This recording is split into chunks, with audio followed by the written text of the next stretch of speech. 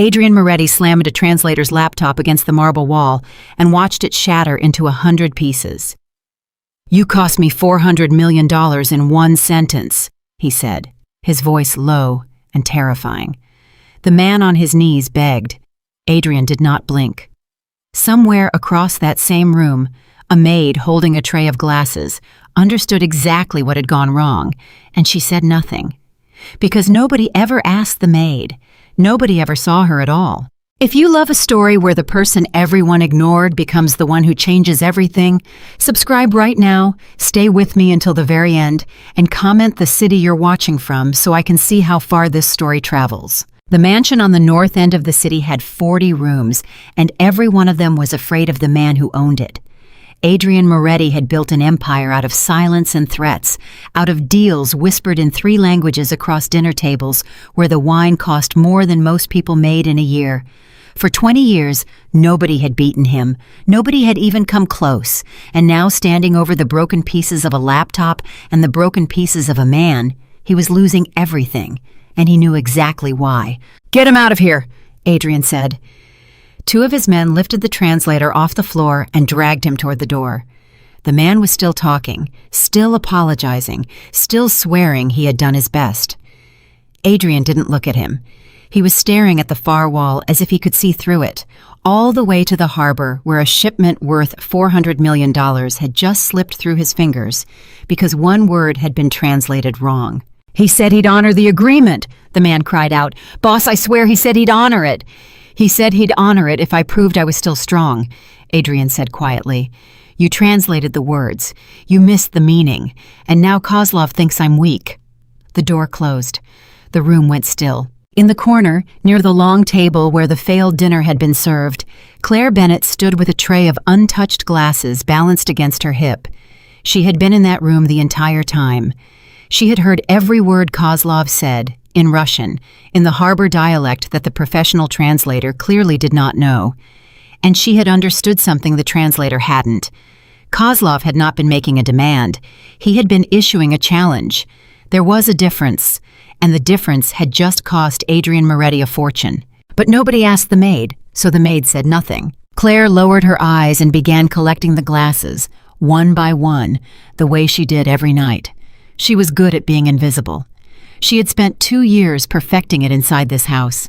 She knew which floorboards creaked, which guards fell asleep at 3 a.m, which of Adrian's men liked their coffee strong, and which ones pretended they didn't drink at all.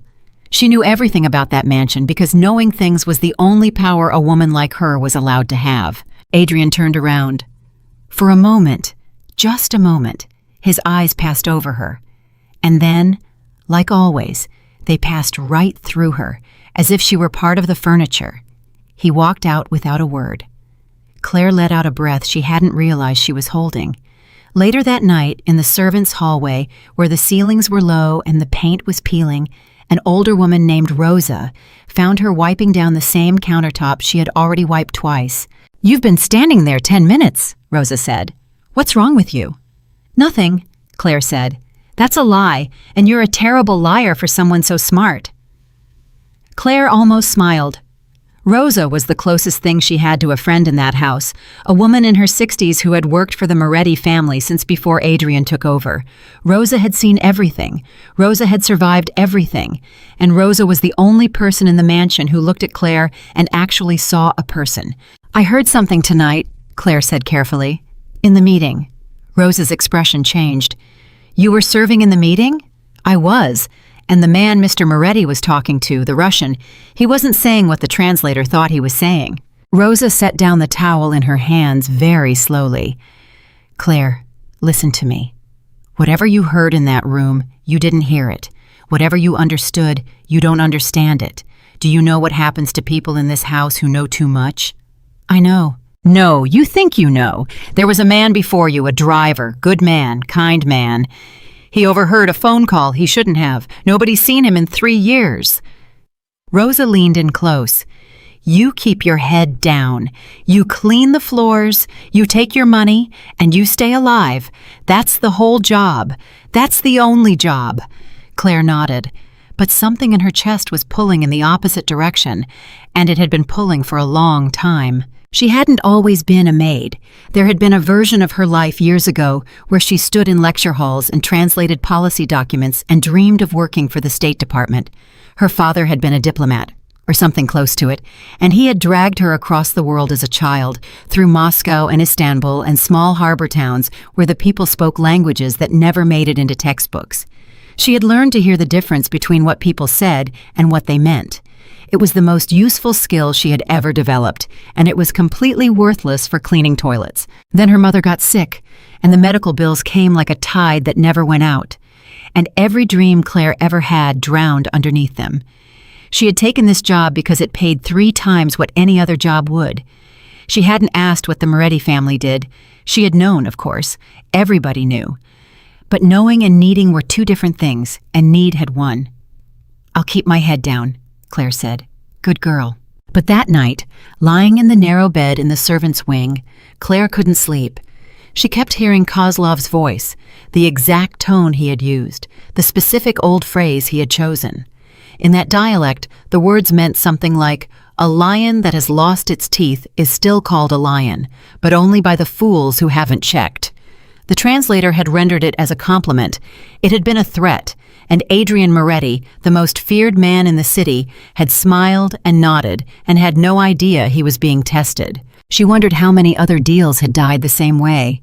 She wondered how much money had bled out of this empire through a wound nobody knew how to see. And she wondered, dangerously, what would happen if someone finally said something. The next morning, the mansion was in chaos. Claire could feel it the moment she came up from the servants' quarters. The guards were tense. The phones were ringing. 2 of Adrian's lieutenants stood in the main hall arguing in hushed, furious voices, and even from across the room, Claire could tell that something had gone very wrong overnight. She caught fragments as she moved through with her cleaning cart. Kozlov had gone public. He had told the other players in the harbor network that Moretti was slipping. 2 smaller partners had already pulled out of pending deals. The word on the street was that the great Adrian Moretti had lost his edge, that his translators were incompetent, that his understanding of the international game was fading. It wasn't fading. It was being murdered, 1 mistranslation at a time. By noon, a new translator had arrived. He was young, expensive, and confident, and he lasted exactly 1 meeting before Adrian threw him out too.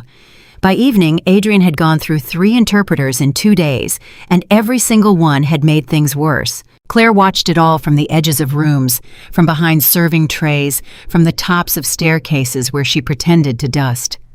She saw a powerful man drowning and refusing to admit he couldn't swim.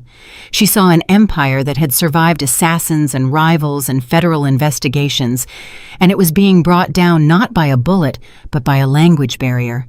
And she saw the fear. The men in that house were afraid, and afraid men made mistakes, and mistakes in this world got people killed. That night, Rosa found her again in the servants' hallway. "You've got that look," Rosa said. "What look?" "The look my sister had right before she left her husband.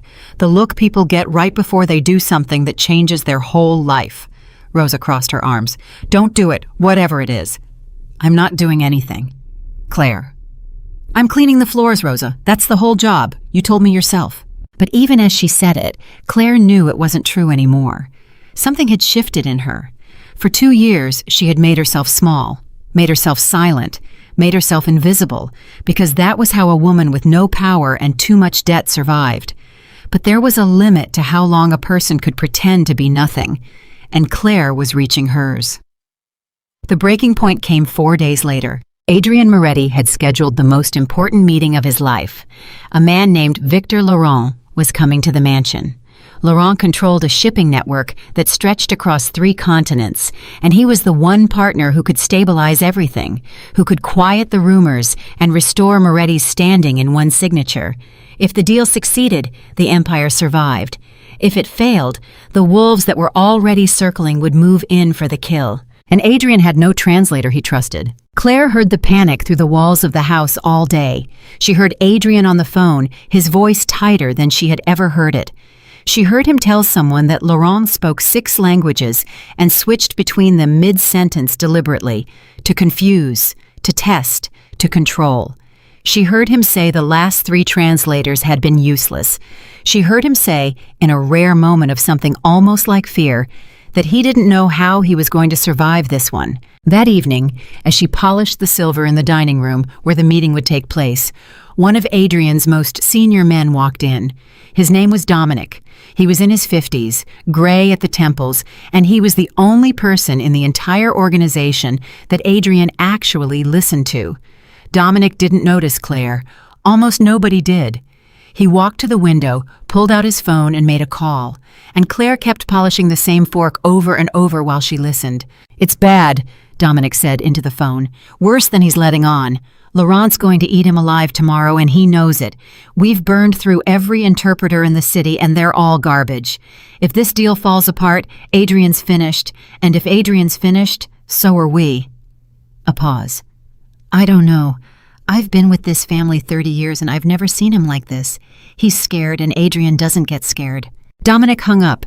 He stood at the window a moment longer, and then he turned to leave. And as he turned, his eyes finally landed on Claire. She froze. "How long have you been standing there?" Dominic asked. "I'm just cleaning the silver, sir," Claire said, keeping her voice flat and empty, the voice of someone who understands nothing and hears nothing. "For the meeting tomorrow." Dominic studied her for a long, uncomfortable moment. Then he seemed to decide she was exactly what she looked like, which was nothing, and he walked out. Claire set down the fork. Her hands were shaking, but not from fear. She was thinking about Victor Laurent. She was thinking about a man who switched languages to control the room, who hid threats inside compliments, who tested the men across from him to see if they were worth doing business with. And she was thinking that she had spent her entire childhood listening to exactly this kind of man, and she understood them better than any translator in this city ever could. She could save the deal. She could save the empire. She could save all of them. And it would probably get her killed. Rosa's words came back to her. "Keep your head down. Take your money. Stay alive. There was a man before you, and nobody's seen him in 3 years."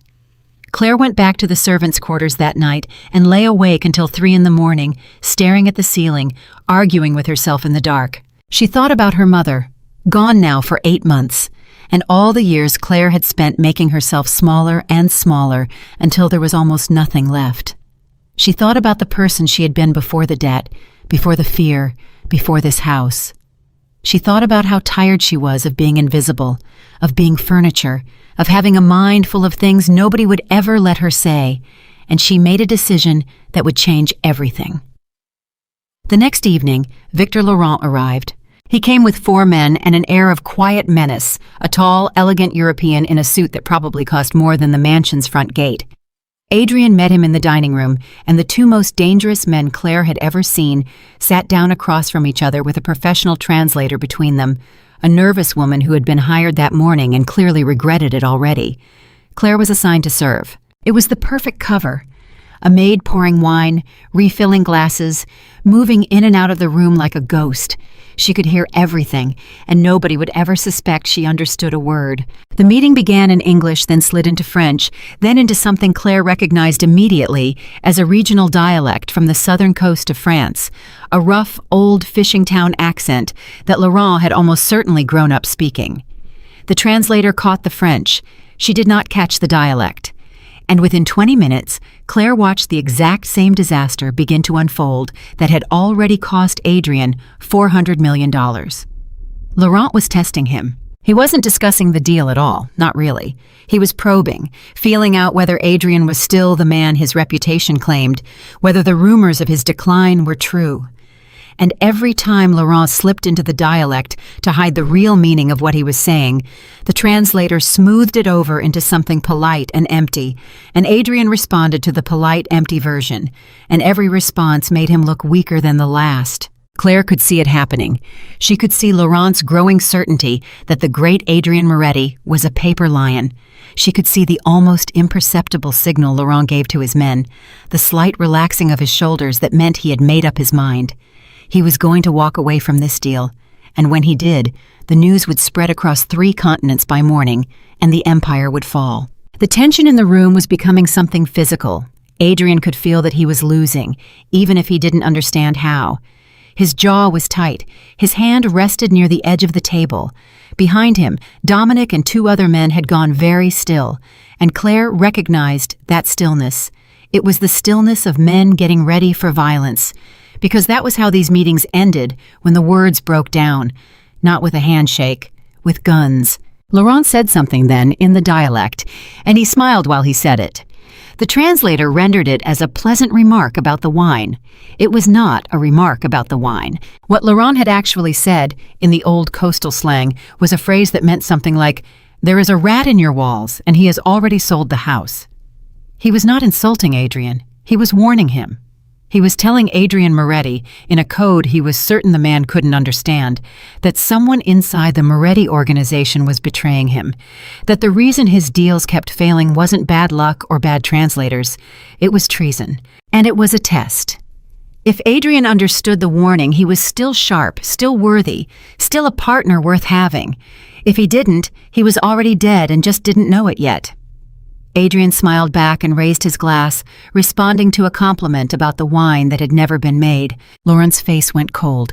He set down his own glass. He glanced at his men. It was over. He was going to leave, and he was going to leave believing that Adrian Moretti was finished, and there would be no deal, and there would be no mercy.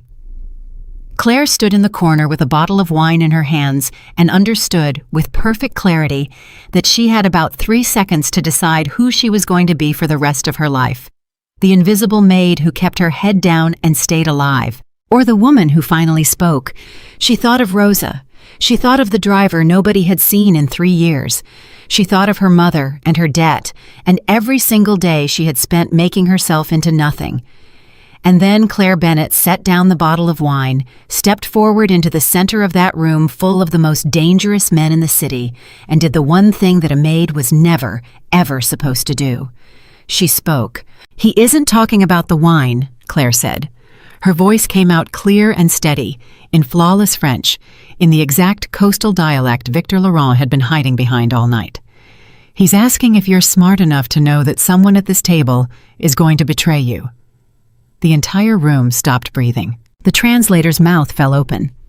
Dominic's hand froze halfway to his jacket. Adrian Moretti turned in his chair very slowly, and for the first time in 2 years, he actually looked at the maid who had been serving his dinners, and his expression was one of complete, total disbelief. But it was Victor Laurent whose reaction mattered most. The cold European mask cracked. He stared at Claire as if a piece of the furniture had suddenly begun to speak, as if the wallpaper had reached out and grabbed his hand, and then slowly something shifted in his eyes. Interest, calculation, a sharp, sudden respect. "Say that again," Laurent said quietly in the dialect, watching her face. "In my mother's words, if you can." And Claire did.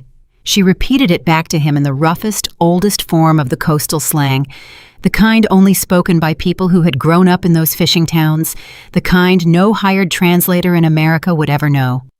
She told him she understood exactly what he had been doing all night, that he had been testing Adrian, that he had been about to walk away, and that the warning he had buried in his words was the most important thing anyone had said in this room in a year. When she finished, the silence was so complete that Claire could hear her own heartbeat. Adrian Moretti had not moved. He was staring at her, and Claire could not read his face at all, could not tell if she had just saved her life or ended it. Victor Laurent leaned back in his chair, and then, slowly, the dangerous man began to laugh, a low, genuine, delighted laugh. "Adrian," Laurent said, switching to English, his eyes never leaving Claire. "I have been in this business for 30 years. I have met kings and killers and men who own entire countries. And in all that time, do you know how many people have ever understood what I was really saying?" He held up his hand and made a circle with his fingers. A 0. "Until tonight. Until her." He turned to Adrian fully now. "I came here believing you were finished. I came here to confirm it and then to leave you to the wolves." Laurent's voice was calm and certain. "But a man who has this working in his house is not finished. A man who has this is more dangerous than I imagined." He tilted his head toward Claire. "Where did you find her?" Adrian Moretti opened his mouth, and for the first time that Claire had ever witnessed, no words came out, because he had no idea where he had found her. He had never seen her at all. Claire stood in the center of the room, in her plain gray uniform, with every powerful man at that table now staring at her as if she had appeared out of thin air. Her hands were steady now. The fear had burned away and left something else behind, something she hadn't felt in years. She felt visible. She felt like a person. She felt for the first time since her mother got sick, like herself. And she understood in that moment that there was no going back. She had stepped out of the shadows in front of Victor Laurent and Adrian Moretti and Dominic and half the leadership of the most powerful criminal empire on the East Coast. They knew her face now. They knew her mind. She would never be invisible again. Which meant she was either about to become the most valuable person in that entire organization or the most dangerous loose end in it. Adrian finally found his voice. He didn't speak to Laurent. He didn't speak to his men. He turned in his chair and looked directly at the maid, and he spoke to her, and it was the first time in 2 years he had ever said a word to her that wasn't an order. "What is your name?" Adrian Moretti asked. Claire held his gaze. She thought about her mother. She thought about Rosa's warning. She thought about the driver and the debt and the 2 years she had spent as nothing at all. "Claire," she said, "my name is Claire Bennett, and I've understood every word spoken in this house since the day I arrived." The words landed in that room like a stone dropped into still water. Dominic's face went pale. Because Dominic had made phone calls in this house. Everyone had made phone calls in this house. Everyone had said things in front of the maid, the driver, the cook, the invisible people. Because it never once occurred to any of them that the invisible people might be listening. And now the woman who saw everything and heard everything and understood everything was standing in the light, and every single person in that empire suddenly had to reckon with the question of exactly how much she knew. Adrian Moretti looked at Claire Bennett for a long, long moment. Then he stood up, buttoned his jacket, and did something that made every man in the room flinch. He walked around the table, past Victor Laurent, past his own stunned lieutenants, and he stopped directly in front of the maid who had just saved his empire. He was a full head taller than her. He was the most feared man in the city. And Claire did not step back. She did not lower her eyes. She stood exactly where she was and looked up at him without blinking. "You knew," Adrian said quietly, so only she could hear. "The Russian, 4 days ago, Kozlov. You knew what he really said, didn't you?" It wasn't a question. "Yes," Claire said. "You stood in that room and you watched me lose $400 million, and you knew and you said nothing." "Nobody asked me anything," Claire said. "Nobody in this house has asked me a single question in 2 years.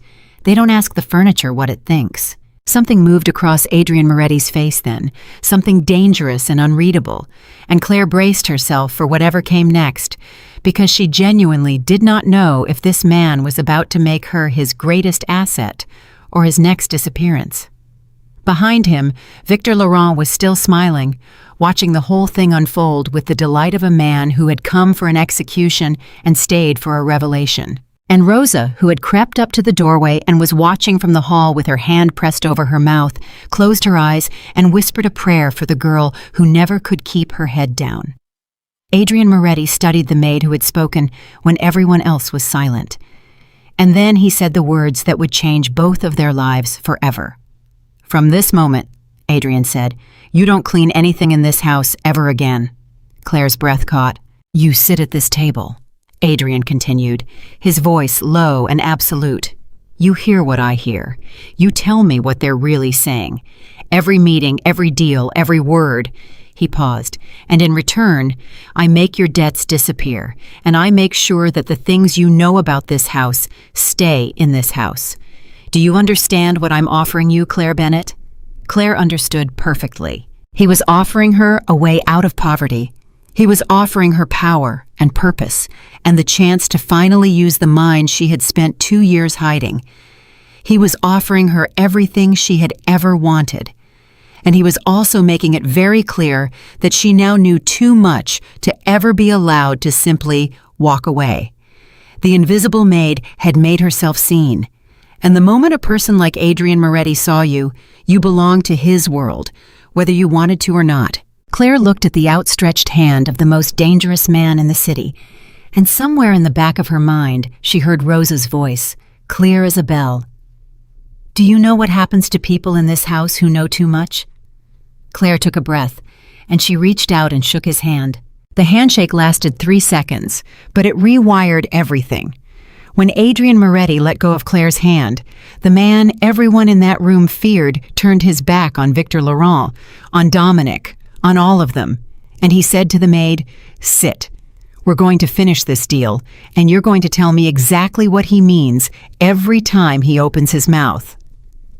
Claire sat. She sat at the table where, 10 minutes ago, she had been pouring wine, and she felt the eyes of every man in that room land on her like weight. The nervous translator who had been hired that morning quietly gathered her things and slipped out the door, and no one stopped her, and no one ever called her back. She was already gone.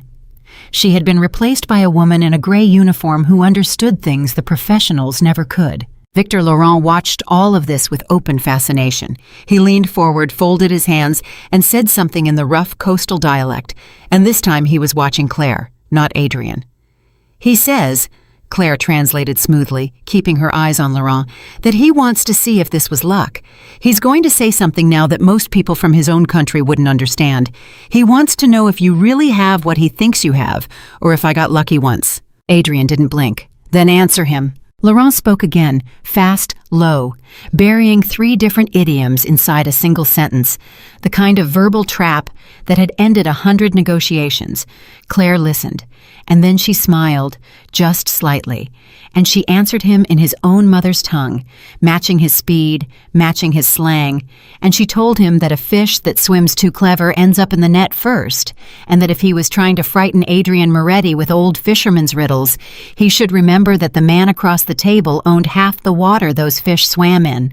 The room went silent, and then Victor Laurent threw back his head and laughed, a real laugh, delighted and loud, and he slapped his hand flat on the table. "Adrian," he said in English, wiping his eyes, "where did you find her?" He shook his head. "I have spent 30 years hiding my meaning inside my grandmother's language, and this girl in a maid's uniform just told me to watch my mouth, in my grandmother's language." He pointed a finger at Claire, but he was smiling. "I like her. God help me, I like her." Adrian said nothing. But Claire, sitting close to him now, saw something she had never seen on his face before. It wasn't warmth, it was calculation, sharp and fast. The look of a man who had just realized he was holding something worth more than the deal on the table. The negotiation that followed lasted 2 more hours, and Claire translated every second of it, not just the words, but the weight underneath them. When Laurent lowered his voice and pretended to make an offhand comment, Claire told Adrian it was actually the real offer, hidden to test whether Adrian was paying attention.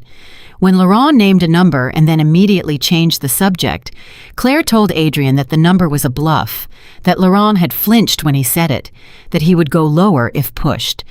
And Adrian pushed, and Laurent went lower.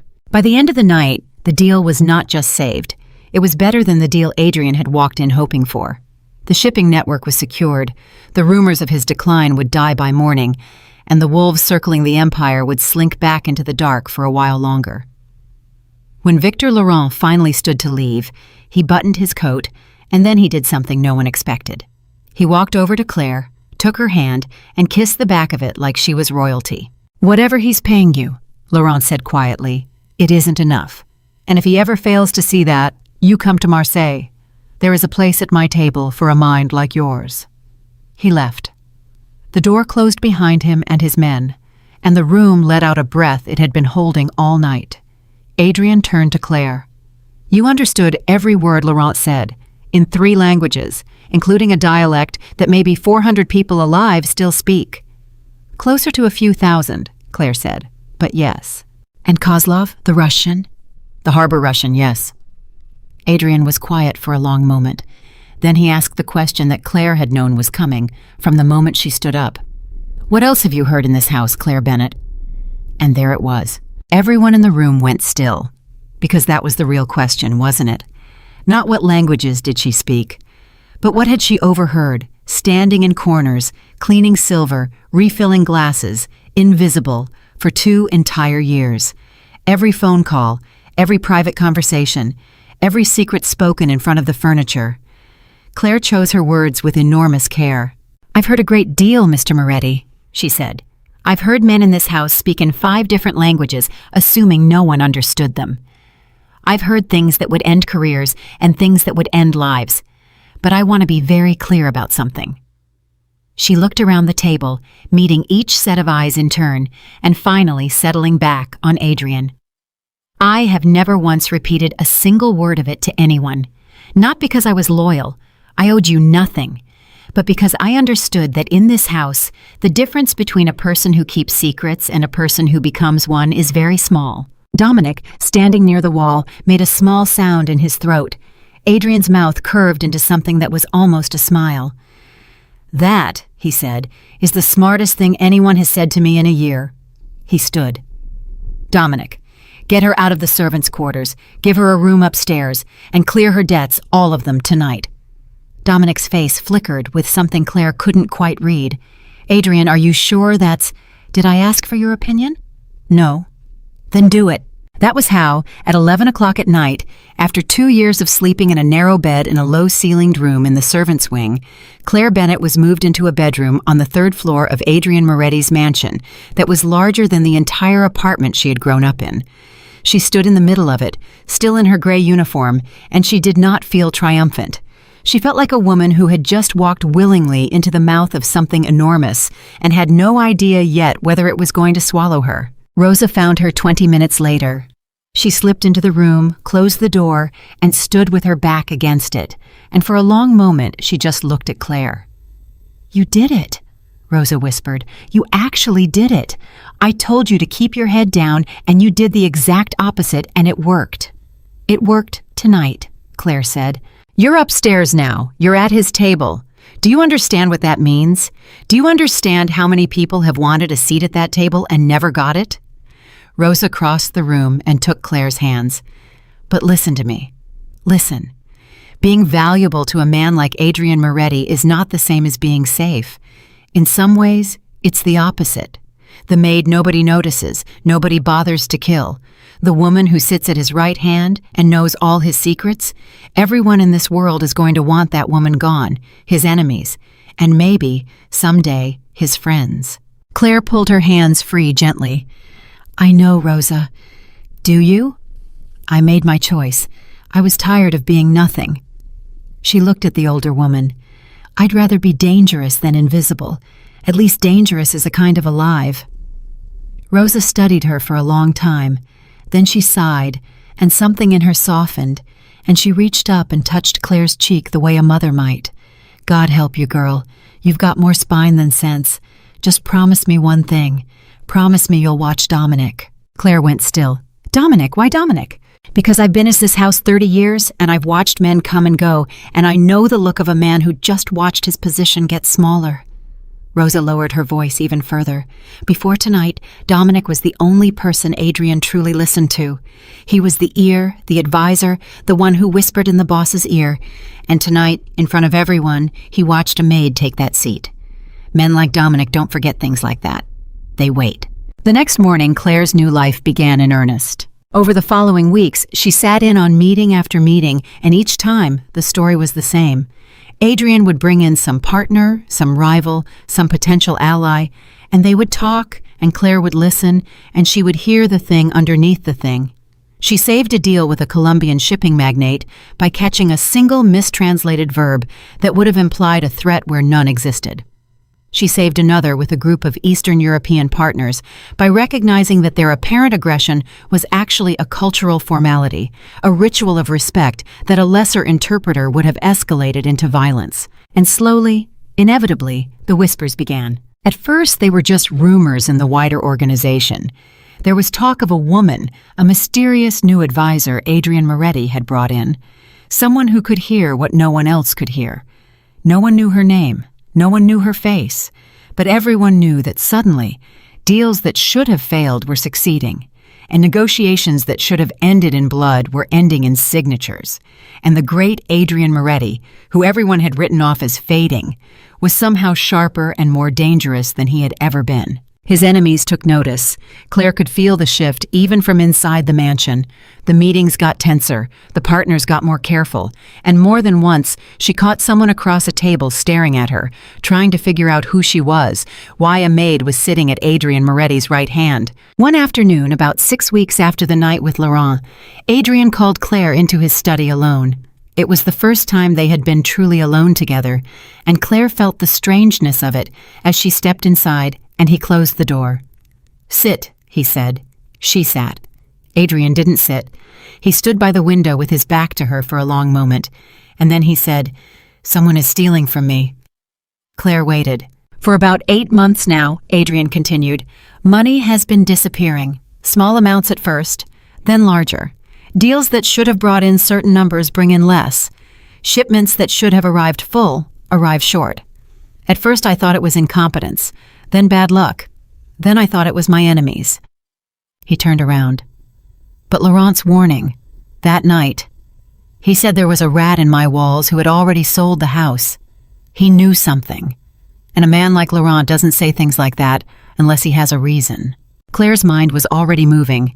"You think there's a traitor inside your organization?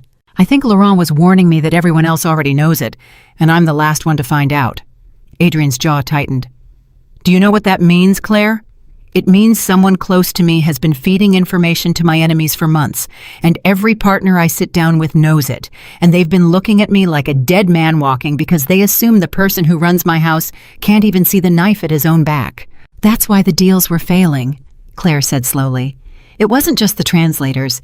Your partners thought you were already compromised. They didn't want to sign with a man who was about to be destroyed from the inside." "Exactly." Adrian crossed the room and sat down across from her, close, his eyes locked on hers. "You hear things. You hear everything. That's what you do. So I want you to do something for me. I want you to listen. Not for the deals, for the traitor. I want you to find the rat in my walls."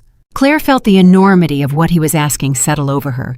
He was asking her to hunt for a traitor inside an organization of dangerous men, any one of whom would kill her without hesitation if they realized what she was doing. He was asking her to make herself the single most dangerous person in the entire house. "You understand what you're asking," she said quietly. "I do.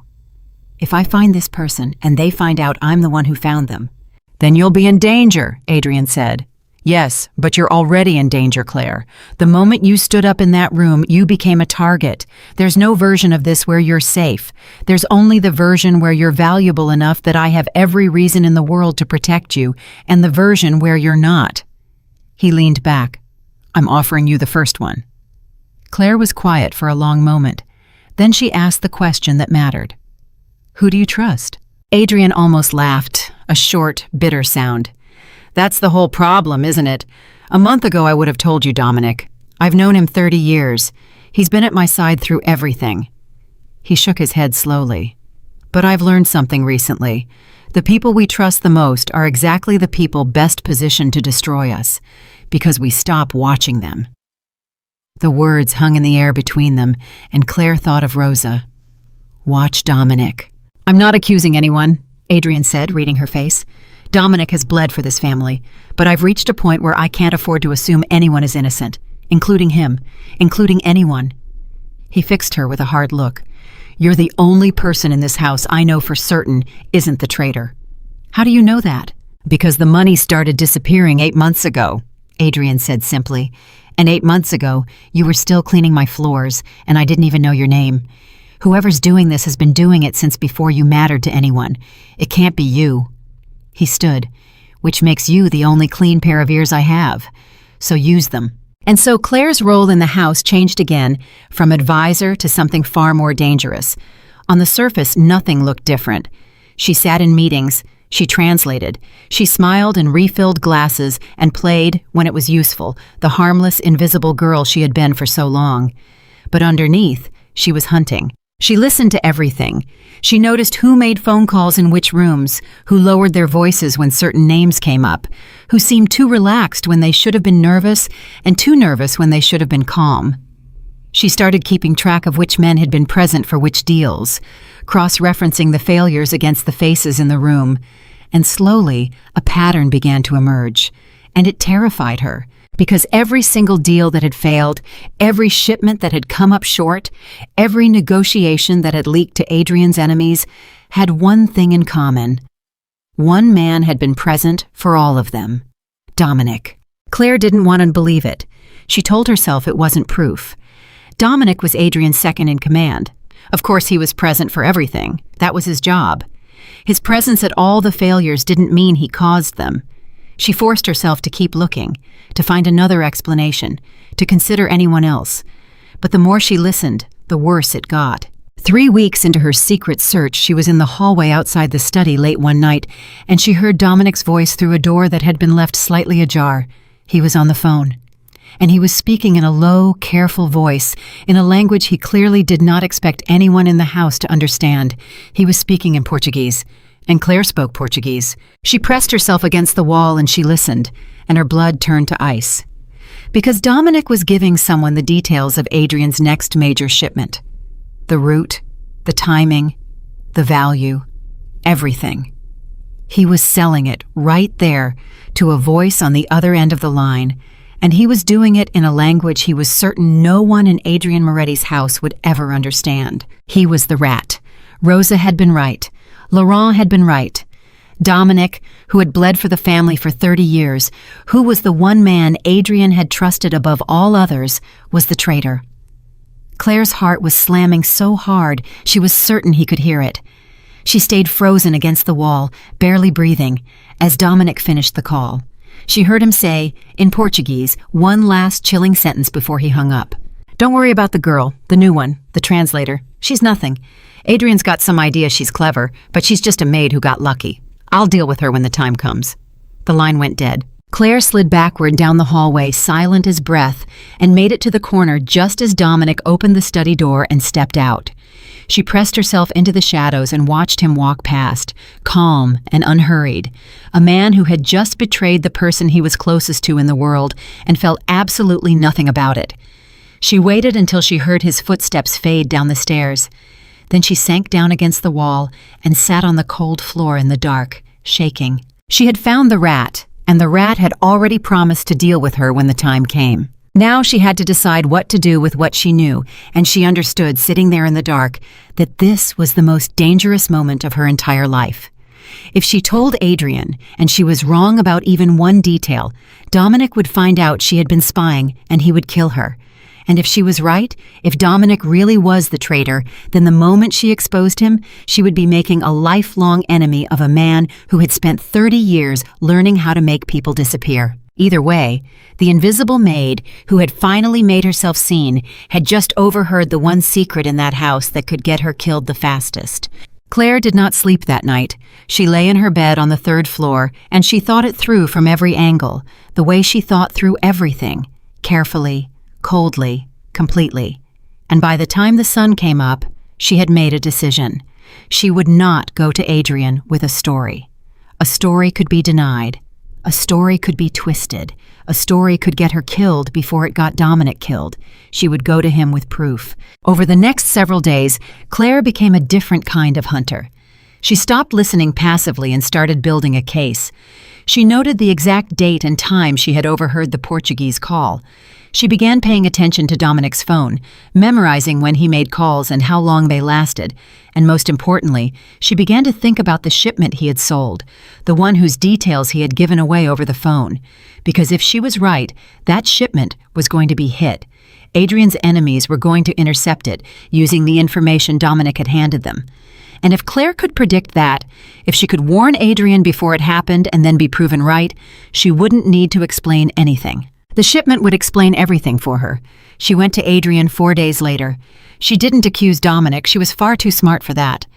Instead, she said, "The shipment coming in on the 14th, the one going to the North Harbor, I think it's going to be hit." Adrian looked up sharply. "Why?" "I can't tell you exactly why yet," Claire said carefully, "but I've been listening, like you asked, and I have a very strong feeling that our enemies know about that shipment. They know the route, the timing, the value, all of it. Someone told them." She held his gaze. "I'm asking you to change it. Move it. Reroute it. Do something the traitor doesn't know about, and then watch what happens." Adrian studied her for a long, long moment. She could see him weighing it, wondering how much she knew, wondering why she wasn't just naming a name. And then, slowly, he seemed to understand that her caution was itself a kind of message. She wasn't naming the traitor because the traitor was someone he wouldn't want to believe. She was giving him a way to find out for himself. "All right," Adrian said quietly. "We'll test your feeling. I'll reroute the shipment. Only 3 people will know the new route. Me, you." He paused. "And Dominic." Claire's heart stopped. "Why Dominic?" "Because Dominic handles all the shipping logistics. It would look strange to cut him out." Adrian's eyes narrowed slightly. "Is that a problem, Claire?" And there it was, the moment of truth. If she said yes, if she flinched, Adrian would know exactly who she suspected, and she would be committed. If she said no, she would be letting the traitor know the new route, and the test would prove nothing, because Dominic would simply sell the new route too. Claire made a decision in half a second. "No," she said calmly. "It's not a problem. Tell Dominic the new route. Tell him whatever you need to." She stood. "Just make sure that whatever route you tell Dominic is not the real one." Adrian went very still. Claire held his eyes. "Tell Dominic one route. Send the shipment on a different one. Tell no one about the real route except yourself, and then watch which route gets hit." She let the words land. "If nothing happens, I'm wrong, and I'll apologize, and you can go back to trusting everyone. But if the route you gave Dominic is the one that gets attacked, and the real route arrives safe—" She didn't finish. She didn't have to. Adrian Moretti stared at the woman standing in front of him, the maid he had never noticed, the advisor who had saved his empire, the hunter he had unleashed inside his own house. And Claire watched the terrible understanding dawn in his eyes, watched him realize exactly what she was telling him, exactly who she suspected, exactly what it would mean if she was right. "You're talking about Dominic," Adrian said, and his voice was barely a whisper. "You're telling me it's Dominic." "I'm telling you to run the test," Claire said. "I'm telling you not to take my word for anything. I'm a maid who got lucky, remember? That's what people say." A thin, humorless smile. "So don't trust me. Trust the shipment. Trust which route gets hit. And then you'll know for yourself." The silence in that study was the loudest thing Claire had ever heard. Adrian sat down slowly. He put his hands flat on the desk. And for a long, long moment, the most dangerous man in the city looked less like a crime boss and more like a man who had just been told that the brother he had trusted for 30 years might have been selling him out the whole time. "If you're wrong," Adrian said finally, "I will lose the one man I have left that I actually trust, and I will have learned that even you can be wrong." "And if I'm right," Claire said, "you'll have learned that the one man you trusted was the reason your empire was dying, and you'll have found out before it was too late." She moved toward the door. "That's the trade, Mr. Moretti. That's what listening costs. Sometimes it tells you things you'd give anything not to know." She reached the door, and Adrian's voice stopped her. "Claire." She turned. He was looking at her with an expression she had never seen on him before, something raw and exposed underneath all that cold control. "The call you overheard, the one you're not telling me about, what language was it in?" Claire hesitated. Then she decided he deserved that much. "Portuguese," she said quietly. He was speaking Portuguese, because he was certain that no one in this entire house could understand a word of it. She met his eyes. He was almost right. And she left him there, alone in his study, with the terrible knowledge she had just handed him, and the 4 days he would have to wait to find out if it was true. Those 4 days were the longest of Claire's life. She moved through the house like a ghost again, but this time it wasn't invisibility she was practicing. It was survival. Because Dominic was watching her now, she was sure of it. She caught him looking at her across rooms, that same calm, calculating look, the look of a man deciding when the time would come to deal with the girl who was nothing. He didn't know what she knew, but he knew Adrian had put her close, and men like Dominic didn't tolerate anyone close who they couldn't control. On the night of the 14th, Claire sat in her room and waited. She didn't sleep. She couldn't. Somewhere out in the city, a shipment was moving along a route that only Adrian truly knew, while a decoy moved along the route that Dominic had been given. And somewhere, Adrian's enemies were either lying in wait for a shipment that would never come, or they weren't. And Claire was wrong, and her life in that house was about to end. At 3 a.m, there was a knock on her door. Claire's whole body went cold. She stood, crossed the room, and opened it. Adrian Moretti stood in the hallway. His face was gray, his eyes were hollow, and in that moment, before he said a single word, Claire knew. "The decoy route," Adrian said, his voice completely empty. "The one I gave Dominic. It was hit 40 minutes ago, 8 men, waiting exactly where they knew it would be." He swallowed. "The real shipment arrived at the North Harbor 20 minutes ago. Safe, untouched. Nobody knew it was coming." Claire didn't say anything. There was nothing to say. Adrian leaned against the doorframe as if his legs had stopped working. 30 years, he said, to no one, to the empty hallway, to himself. 30 years, Claire. He carried my father's coffin. He held my hand when I buried my brother. He was the only person on this earth I would have said I trusted with my life. He looked up at her, and his eyes were wet, and Claire understood that she was seeing something almost no one alive had ever seen. Adrian Moretti, undone. And a maid figured out in 3 weeks what I couldn't see in 8 months. Claire stepped into the hallway and pulled the door closed behind her. "I'm sorry," she said quietly, and she meant it. "I know what it costs to find out something like this. I'm sorry it was him." Adrian stared at her, and then, slowly, something in his face changed, hardened, closed over the grief like ice forming over water. The man who had been undone a moment ago was gone, and in his place was the crime boss again, cold and absolute and terrible. "Don't be sorry," Adrian said. "Be careful." He straightened up. "Because in about 6 hours, I'm going to have to look Dominic in the eye and pretend I don't know what he is. And you're going to have to help me. You're going to sit in a room with the man who promised to deal with you when the time came, and you're going to help me draw him out and find out who he's been selling to and how deep this goes." His jaw tightened, and he cannot know, not for a second, because a cornered rat is the most dangerous animal there is, and this one has had 30 years to learn exactly how I think. Claire felt the weight of it land on her chest, and it was almost too heavy to bear. She had found the traitor, and now, instead of the danger being over, it was only beginning. She was going to have to sit across from a man who wanted her dead day after day and pretend she didn't know his secret while she helped Adrian dismantle him from the inside. "How long?" she asked. "How long do we have to pretend?"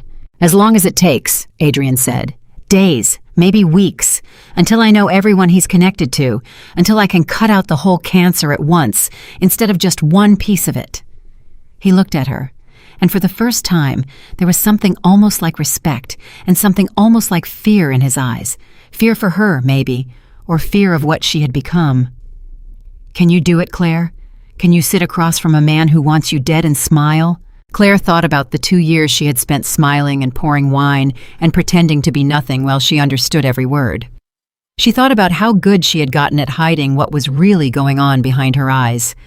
"I've been doing exactly that since the day I got here," she said. "The only thing that's changed is now I know his secret instead of mine." Adrian looked at her for a long moment, and then he nodded once and turned and walked away down the darkened hall, a man carrying the weight of a betrayal 30 years in the making, going to spend the next few hours figuring out how to destroy the closest thing he'd ever had to a brother. And Claire stood alone in the doorway of her room on the 3rd floor, in a house full of dangerous men, having just proven herself right about the deadliest one of all, and understood that she had crossed a line she could never step back over. She had wanted to be more than invisible.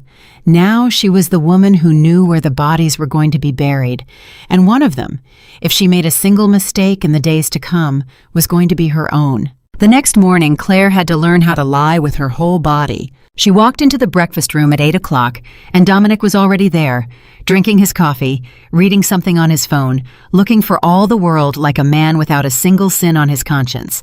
And Claire had to walk past him and pour herself coffee and say good morning and mean nothing by it, while every nerve in her body screamed that the man 3 feet away from her had promised to kill her when the time came. "Morning, Claire," Dominic said, not looking up. "Morning." "Big day. Adrian's got the Genovese people coming in this afternoon. He'll want you sharp."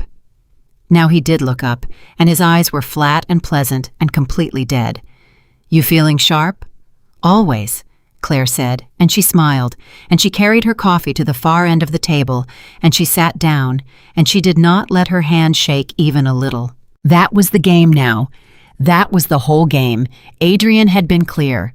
They could not move against Dominic yet, not until they knew everyone he was connected to, every buyer, every leak, the full shape of the thing. If they took him now, they'd cut off one head and leave the body alive, and the body would come for them both. So they had to wait. They had to smile. They had to let the traitor keep breathing while they mapped every inch of his betrayal. And Claire had to do it while sitting closer to Dominic than anyone else in the house, because that was where the information was. Over the next several days, Claire became two people. There was the Claire that everyone saw, calm and useful and a little quiet, the translator who sat at Adrian's side and made the deals work. And there was the other Claire, the one who never stopped watching, who cataloged every call Dominic made and every room he made it in, who noticed when he stepped outside to smoke and stayed too long, who memorized the rhythm of his lies. She learned things. She learned that Dominic was careful, far more careful than she'd first realized. The Portuguese call had not been a slip. It had been a habit, a system. He conducted all his real business in languages he was certain no one around him spoke, rotating between them.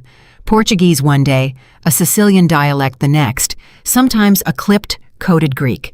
He had built his entire betrayal on the same foundation Claire had built her survival on. The assumption that no one was listening. The assumption that no one could understand. The difference was, now someone could. On the third day, Claire overheard the name. She was in the hallway outside the wine cellar, ostensibly checking an inventory list, when Dominic came down the back stairs with his phone pressed to his ear, speaking that clipped Sicilian dialect he thought was safe. And he said a name, Salvatore Ricci.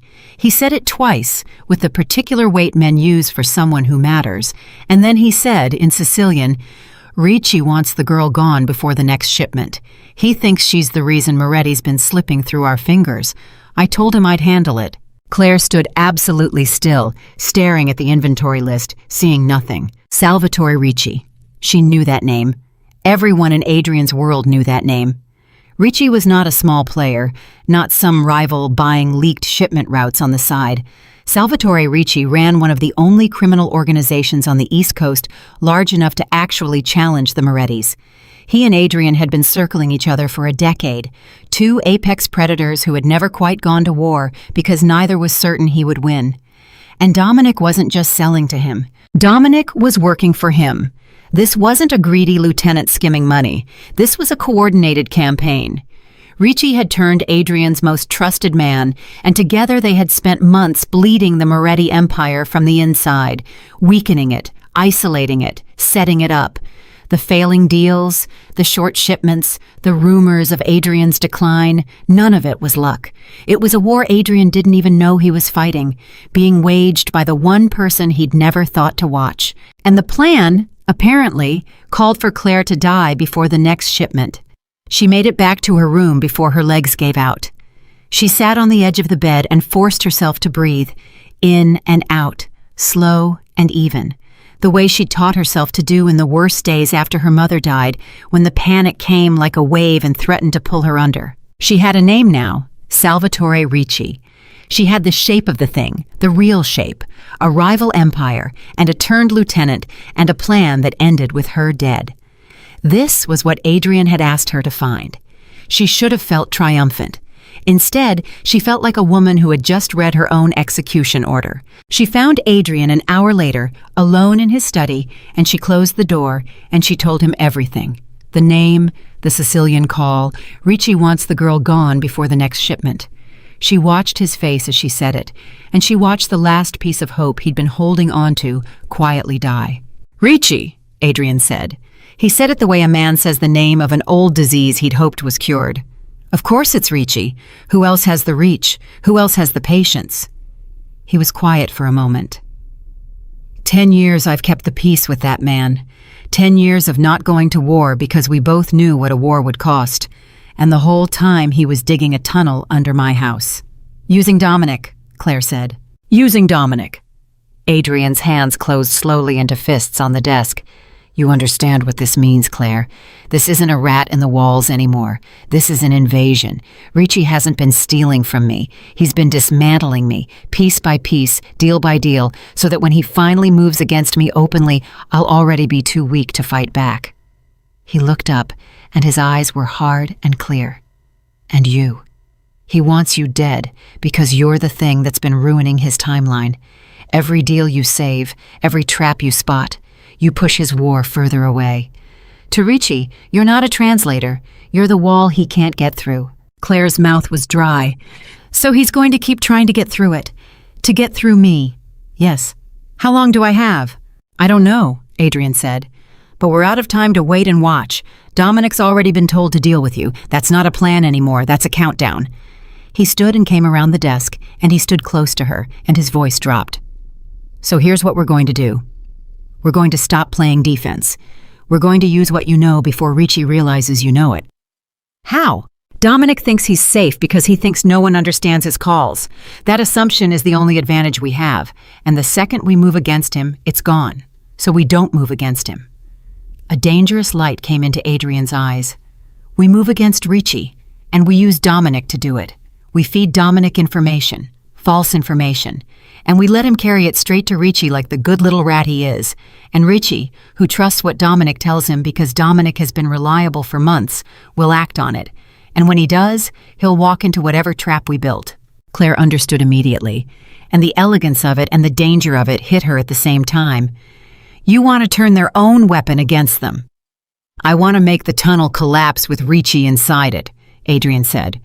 But it only works if Dominic never suspects, which means you, Claire, have to keep doing exactly what you've been doing. Sit close. Listen. Tell me everything he says to Ricci. And when the time comes, you're going to help me feed him the lie that ends this. It was a good plan. It was maybe the only plan. But Claire understood the price of it, and she said it out loud so there would be no illusions between them. You're asking me to stay next to a man who's been ordered to kill me, for as long as it takes, and to trust that you'll move against him before he moves against me. Adrian didn't look away. Yes. And if you're wrong about the timing, if he decides tonight is the night, then I'll have failed you, Adrian said quietly, and I don't intend to fail you, Claire. He held her gaze, and there was something underneath the words, something he wasn't saying, something that had been slowly building between them across all these weeks of meetings and secrets and shared danger. You saved my empire. You found the knife at my back. I'm not going to let it end up in yours. Claire looked at him for a long moment, and she made her choice, the same way she'd made every choice since the night she stood up in that dining room. Not because it was safe, because being nothing had never been safe either, and at least this way she got to decide. All right, she said, let's collapse the tunnel. The days that followed were the most dangerous Claire had ever lived. She sat across from Dominic at meals and meetings and pretended she didn't know he was counting down the days to her death. She smiled at him. She let him think she was exactly what he'd told Ricci she was, a maid who got lucky, a girl who was nothing, a problem he could handle whenever he chose. And all the while, she listened, and she carried every word he spoke back to Adrian, and together they began to build the lie. The lie was a shipment, a big one. The biggest of the year, supposedly, a massive movement of product coming in from South America, worth more than everything Ricci had managed to bleed out of the empire in 8 months combined. Adrian made sure Dominic learned about it the way Dominic learned about everything, through logistics, through the natural flow of his job. And Adrian made sure the details were specific and rich and utterly convincing. A date, a route, a harbor, a window of time when the shipment would be vulnerable, when Adrian's security would be thin, when arrival with good information could take the whole thing in one strike. It was bait. Every piece of it was bait. But it was bait built to look exactly like the kind of intelligence Dominic had been feeding Ricci for months, and Claire's job was to confirm that Dominic swallowed it. He swallowed it. 4 days after Adrian planted the lie, Claire heard Dominic on the phone in the Sicilian dialect, and she heard him give Salvatore Ricci the date, the route, the harbor, the window. Every false detail passed along as gospel. She heard Ricci's excitement, even through Dominic's side of the call, heard Dominic say, This is the one. This is the one that finishes Moretti. He won't recover from losing this. And she heard him laugh, low and satisfied, a man who thought he was about to complete a betrayal 30 years in the making. She brought it to Adrian that night. He took it, all of it. Ricci's going to hit the fake shipment on the 22nd at the South Harbor during the window you gave him. Adrian was very still. You're certain? I heard him say it, in Sicilian. He thinks it's the deal that destroys you. She paused. He's bringing his own people. Ricci's not sending soldiers for something this big. Dominic said Ricci wants to be there himself. He wants to watch it happen. And there it was, the twist that turned the whole thing. Salvatore Ricci, the patient predator who had spent 10 years never quite going to war, was going to break his own most important rule. He was going to come out of the shadows and be physically present at a robbery, because the prize was big enough and the certainty was total enough that he couldn't resist watching the Moretti empire finally fall. Except the shipment wasn't real, and the trap wasn't Adrian's to spring. It was Ricci's to walk into. He's going to be there, Adrian said slowly, and Claire watched the understanding move across his face, watched a decade of careful stalemate resolve into a single perfect opportunity. Ricci is going to be standing at the South Harbor on the 22nd, waiting for a shipment that doesn't exist, with enough of his own men around him that if something were to happen to him there, it would end the war before it started, Claire finished. It would end Ricci, Adrian said, and an organization like his, without Ricci, doesn't survive the year. His lieutenants would tear it apart fighting over what's left. The threat that's been circling my empire for 10 years, gone in one night, because a maid understood a phone call in Sicilian. He looked at her with something that was no longer just respect. It had moved past respect into something Claire didn't have a name for yet, something that scared her a little because of how much she found she didn't want it to stop. You didn't just find the rat, Claire. You handed me the man pulling the strings. But even as the plan came together, Claire felt the danger of it tightening around her own throat. Because there was one problem, one piece that didn't fit. And she made herself say it, even though she knew Adrian didn't want to hear it. Dominic's going to be there too, she said, at the harbor, with Ricci. If you spring the trap, if your people move on the 22nd, Dominic dies with the rest of them. Good, Adrian said flatly. Is it? Claire pressed. Adrian, think. The moment Dominic dies at that harbor, everyone in your organization knows the leak is closed, and they'll ask how you knew. They'll ask who found him. And the answer is a translator who's been sitting at your right hand for 3 months. If Ricci's people survive, if any of them get away, they'll know the same thing. And every single one of them will know exactly who to blame. She held his eyes.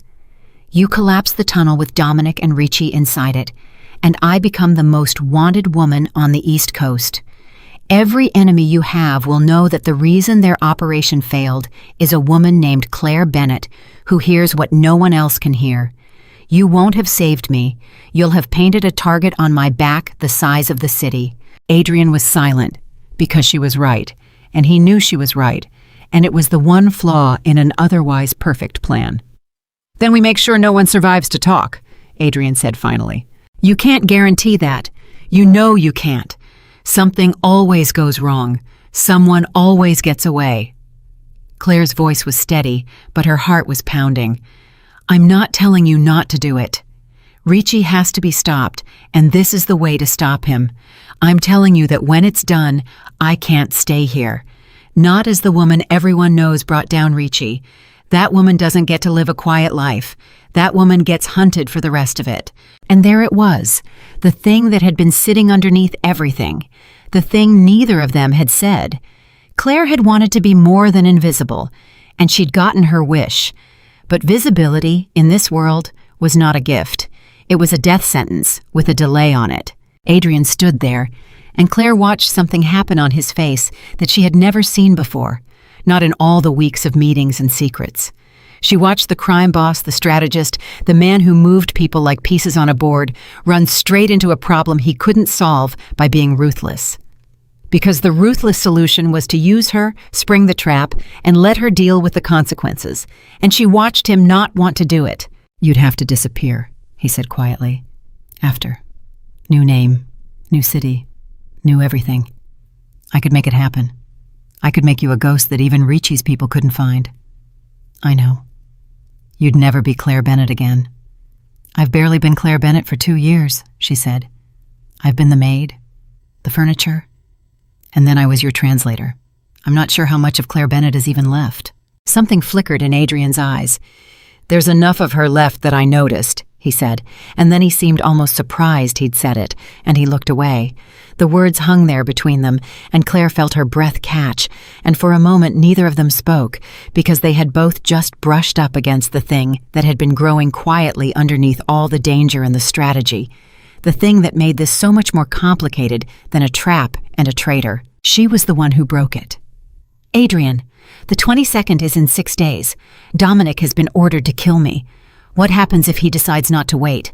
What happens if he moves before the trap is ready? And right on cue, as if the universe had been listening, there was a knock at the study door. Both of them turned. Come, Adrian said, and his voice was ice again, the boss again, all the softness gone in an instant. The door opened. It was Rosa. And the moment Claire saw her face, she knew something was wrong. Rosa was pale, and her hands were twisting the edge of her apron, and she was looking at Claire, not Adrian. Rosa? Claire stood. What is it? There's a man, Rosa said, her voice shaking. At the service entrance. He came to the kitchen door 20 minutes ago asking questions. About you, Claire, not about the translator. About you. Your real name, your mother, where you grew up. Rosa's eyes were wide with fear. He knew things a stranger shouldn't know. He knew about your mother's hospital. He knew the name of the town your father took you to when you were a girl. And then he left, and before he left, he told me to give you a message. The room had gone completely still. What message? Adrian said, very quietly. Rosa looked at Claire and her voice broke. He said, tell her Mr. Ricci knows exactly who she is. Tell her the maid should have stayed a maid, and tell her she has until the 22nd to disappear, or the 22nd is the day we bury her. The silence that followed was absolute. Claire felt the floor tilt under her. The 22nd. The exact date of the trap. Ricci knew. Ricci knew who she was, knew her real name, knew about her mother and her childhood, and Ricci had chosen the 22nd, the same day as the fake shipment, to threaten her life, which meant one of two things, and both of them were catastrophic. Either it was a coincidence, and Ricci had picked the date of his own planned attack to also eliminate her, which meant the trap was still viable, but Claire was now a marked woman with her personal history exposed. Or it wasn't a coincidence at all, and Ricci knew about the trap, and the entire plan had already been discovered, which meant Dominic had figured out the shipment was fake, which meant everything Claire and Adrian had spent 6 days building was already dead, and the 22nd was no longer their trap for Ricci. It was Ricci's trap for them. Adrian's face had gone white. He understood the same thing Claire did, in the same instant. How? He breathed. How does he know your history? That information isn't in this house. That's not something Dominic could have learned from a phone call. And that was when the worst realization of all landed on Claire, cold and total. Because someone told him, she said slowly. Someone who knew my real story. Someone I trusted enough to tell.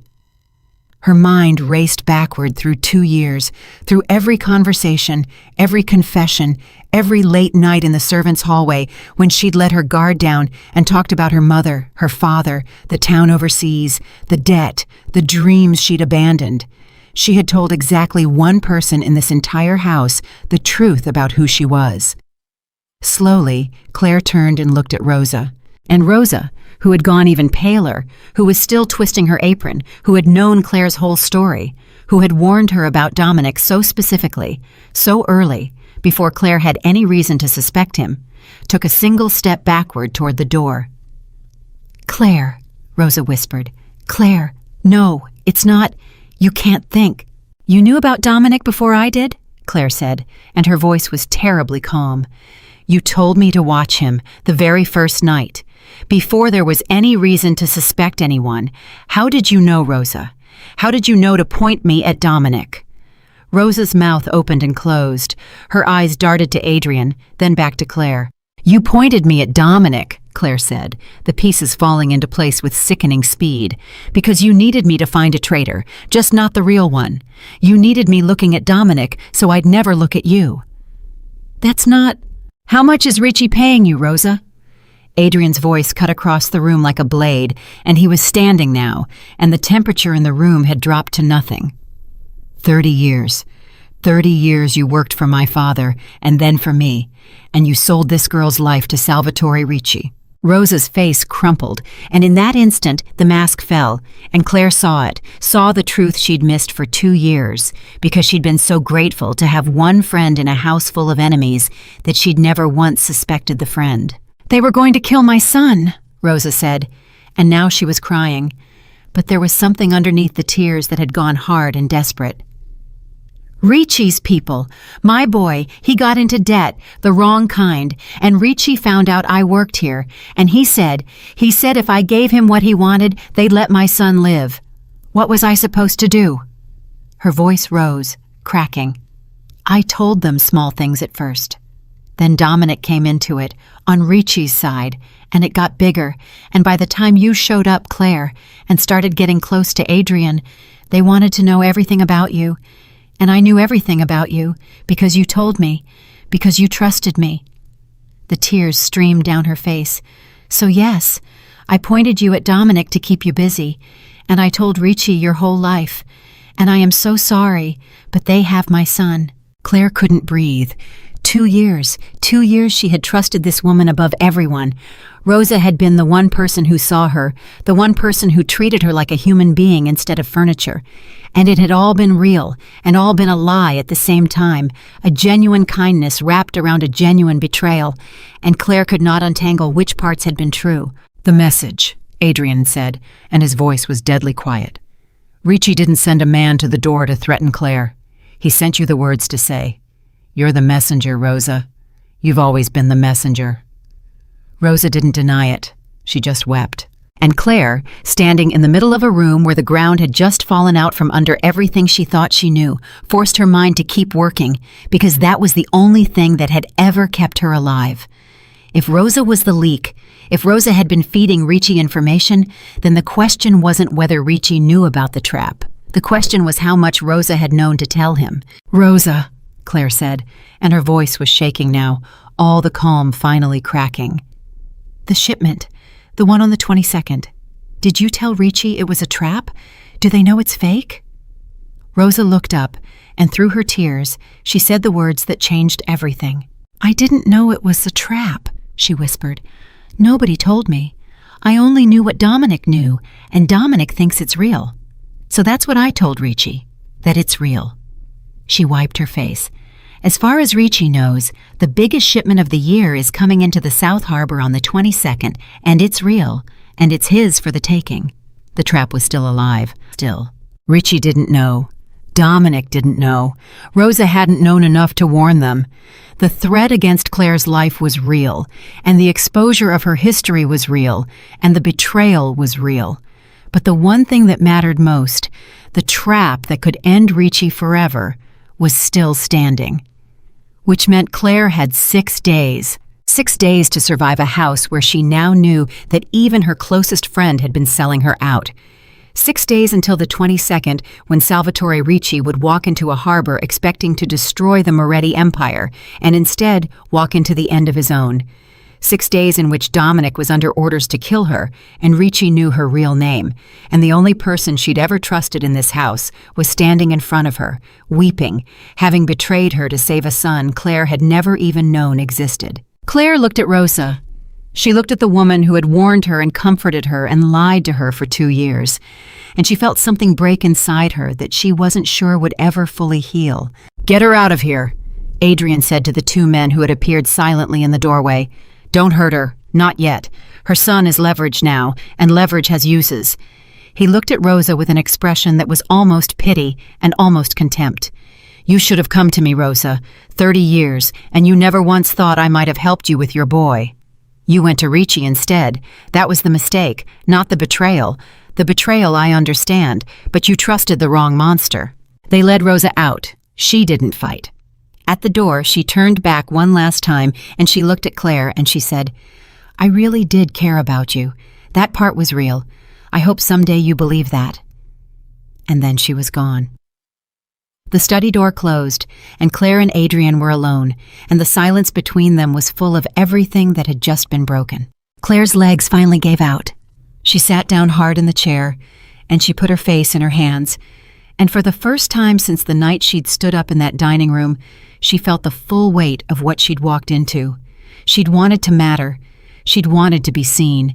And now she mattered so much that a crime lord knew her mother's name, and she was so seen that the one friend she'd had was a knife in the dark, and the only person left standing beside her was a man whose entire world was betrayal and blood. She felt Adrian's hand on her shoulder. It was the first time he had ever touched her without it being a handshake. She didn't look up. 6 days, she said into her hands, her voice muffled and raw. How am I supposed to survive 6 days in a house where I can't trust anyone? Adrian was quiet for a moment, and then he said something she didn't expect. You can trust me. Claire lowered her hands and looked up at him, and she searched his face for the lie, the angle, the calculation, because everyone in her life had turned out to have one, and she couldn't find it. There was just Adrian Moretti, the most dangerous man in the city, looking down at her with an expression that had nothing cold in it at all. Why? She said. Why should I believe that? Rosa said she cared about me too, and she sold my life for parts. Why are you any different? Adrian crouched down so they were eye to eye. Because Rosa needed something from you, he said quietly. Your history, your secrets, your trust. She got close to you to take something. He held her gaze. I don't need anything from you, Claire. You already saved my empire. You already found my traitors. If I was using you, I'd have thrown you back to the wolves the moment you got dangerous. Instead, I'm sitting here trying to figure out how to keep you alive, and I can't tell you why, except that somewhere in the last 3 months, the thought of you not being in this house stopped being acceptable to me. Claire stared at him. That's not a boss talking, Adrian said. And I'm aware of how dangerous it is for me to feel that. In my world, the things you care about are just the weapons your enemies use against you. Ricci already figured that out. Why do you think he threatened you and not me? He knows. Somehow he already knows that hurting you is how you hurt me now. He stood back up, and the vulnerability closed away again, and the boss returned. So we survived the 6 days, together, and on the 22nd, we end Salvatore Ricci. And then I make you disappear so completely that no one who wants you dead will ever find you again. Claire looked up at him. This man she was never supposed to have spoken to. This monster the whole world feared, who was the only person left she could trust. And then what? She asked. I disappear, and you stay here, and we never see each other again? Adrian didn't answer right away. And in that silence, in the space where his answer should have been, Claire understood that the trap on the 22nd wasn't the only thing that could destroy them both, because she had just watched betrayal wear the face of a friend, and she was looking now at the one person she had left to trust in the whole world, and realizing that trusting him might be the most dangerous thing she had done yet. 6 days, a traitor in a cell, a rival walking toward a trap, a friend who'd sold her for love of her son, and a crime boss who had just admitted, in his own careful way, that the maid nobody ever saw had become the one thing he couldn't afford to lose. Claire stood up slowly, and she wiped her face, and she squared her shoulders the way she had the night she first stepped forward. Then let's survive 6 days, she said, and let's bury Salvatore Ricci. The first of the 6 days was the hardest, because Claire had to walk back into a house that had just revealed itself to be a nest of knives and act as if nothing had changed. Rosa was gone, locked in a room in the far wing with a guard on the door, her son's life now a chip in a game she no longer controlled. And Dominic was still free, still smiling, still counting down to a murder he'd promised Ricci he'd deliver, still completely unaware that the shipment he'd sold was a lie built to bury him. The whole house was a stage now, and Claire had to perform on it every waking hour, because a single wrong expression, a single moment of letting the fear show, could unravel everything.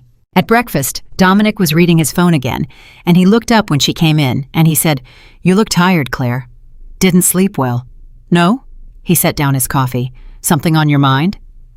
And Claire, who knew that this man had been ordered to kill her, who had spent the night learning that her closest friend had sold her, looked him dead in the eye and said, "The Genovese numbers didn't add up yesterday. I keep running them in my head. It's nothing."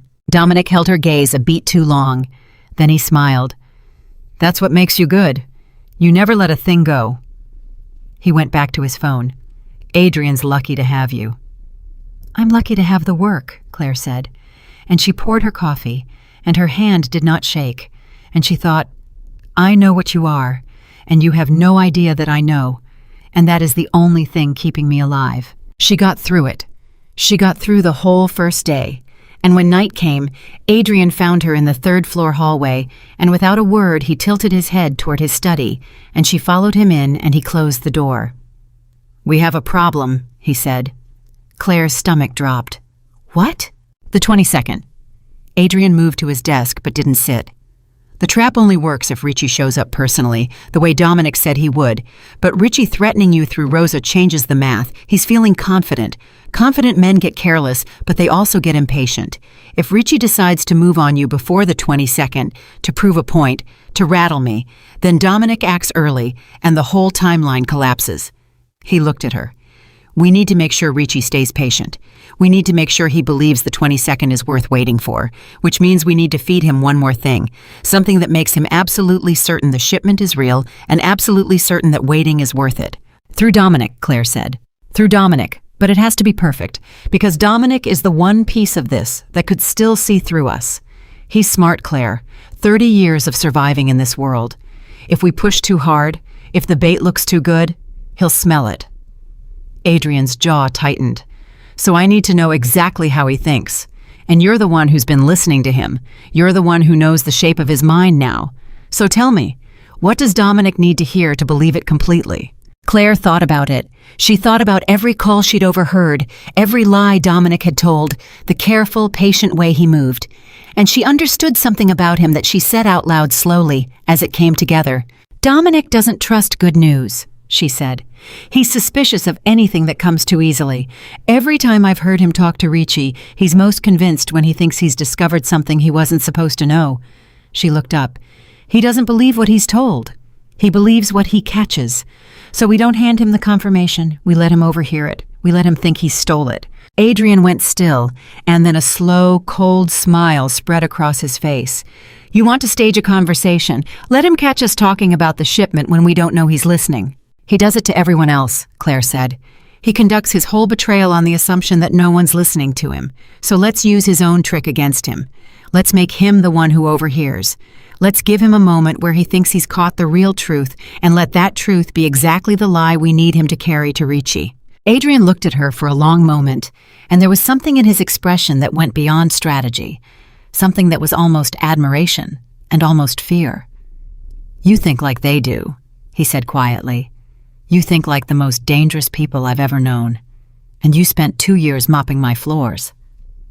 "I spent 2 years listening to the most dangerous people you've ever known," Claire said. "You learn things, whether you want to or not." They built it carefully over the next 2 days.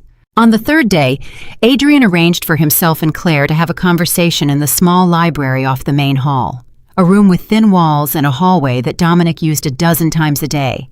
And Adrian made sure, through the natural rhythm of the house, that Dominic would be walking that hallway at exactly the right time. And when the moment came, when they heard Dominic's footsteps approaching, Claire and Adrian began to talk in lowered voices, the kind of voices people use when they think they're alone. They talked about the shipment. Adrian, sounding tense, sounding worried, said that the 22nd was the whole game, that everything was riding on it, that if it went wrong, the Empire wouldn't recover. Claire, playing her part, asked if the security was really as thin as the schedule suggested, and Adrian, in a voice heavy with false stress, admitted that yes, he'd stripped the South Harbor of nearly all its protection to move men to a different operation, that for a 6-hour window on the 22nd, the shipment would be almost completely exposed, and that it kept him up at night, and that if anyone ever found out how vulnerable it was, it would be a catastrophe. The footsteps in the hallway had stopped. Claire didn't look at the door. She kept her eyes on Adrian and kept her voice low and worried. and she felt Dominic on the other side of that wall, listening, drinking it in, catching the thing he thought he wasn't supposed to catch. And then the footsteps moved on. Adrian waited a full minute after they faded. Then he let out a breath. He heard it. He heard all of it, Claire said, and he thinks he stole it, which means he'll believe it completely. She felt sick and triumphant at the same time. He'll call Richie tonight. He called Richie that night. Claire was in position, in the hallway outside the wine cellar where Dominic liked to make his most private calls, and she heard him, speaking that clipped Sicilian, his voice tight with excitement. She heard him tell Richie that he'd confirmed it, that he'd overheard Moretti himself admit the South Harbor would be nearly undefended on the 22nd, that the security had been pulled, that this wasn't just intelligence anymore, this was a gift. She heard him say the words that meant the trap was locked. "It's real, Salvatore. I heard it from his own mouth when he didn't know I was there. 6 hours, no security, the biggest shipment of the year. If you don't take this, you'll never get another chance like it. Come yourself. You'll want to see Moretti's face when he realizes." And Richie, on the other end, agreed. Claire brought it to Adrian, and for the first time in days, something like hope entered the room. The trap was set. Richie had committed. He was coming personally on the 22nd to the South Harbor to steal a shipment that didn't exist, walking into the end of his own war. 3 days left. All they had to do was survive them. But survival, Claire was learning, was never simple in that house. Because on the 4th day, everything nearly came apart. It started with a phone call Adrian took in the morning, and Claire watched his face change as he listened. Watched the color drain out of it, watched him grip the edge of the desk. When he hung up, he didn't speak for a long moment. "Adrian," Claire said, "what is it?" "Richie moved up his timeline," Adrian said slowly. "That was one of my people on the inside of his organization. Richie's not waiting for the 22nd anymore." He looked up, and his eyes were hard with something close to panic. "He's decided he doesn't want to risk it. He's decided that before he takes the shipment, he wants to eliminate the one variable that's been ruining his plans for months. He wants you dead first, Claire, tonight. He's sending men for you tonight, and then he'll take the shipment on the 22nd with you already out of the way." The floor seemed to drop out from under Claire's feet. "Tonight. He thinks killing you first makes the whole thing cleaner. No wild card, no woman who hears too much." Adrian was already moving, already thinking. "Dominic's supposed to let them in. That's the plan. Dominic opens a door tonight, Richie's men come in for you, and by the 22nd you're gone and the shipment's theirs." Claire's mind raced. "But if Richie's men come here tonight, if there's an attack on the house, then the trap on the 22nd falls apart," Adrian finished. "Because if I defend the house tonight, Richie knows I was ready for him, and he'll wonder what else I was ready for, and he'll never walk into that harbor. And if I don't defend the house—" He didn't finish. "Then I die tonight," Claire said quietly. They stood there, the two of them, staring at the impossible shape of it. To save the trap, Adrian would have to let Richie's men come for her. To save her, he'd have to fight them off and blow the trap. He couldn't do both.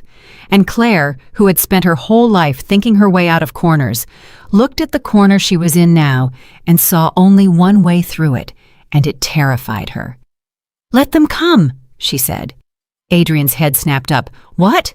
"Let them come for me," Claire said, and her voice was shaking, but her mind was clear and cold and moving fast. "Don't defend the house, don't tip your hand.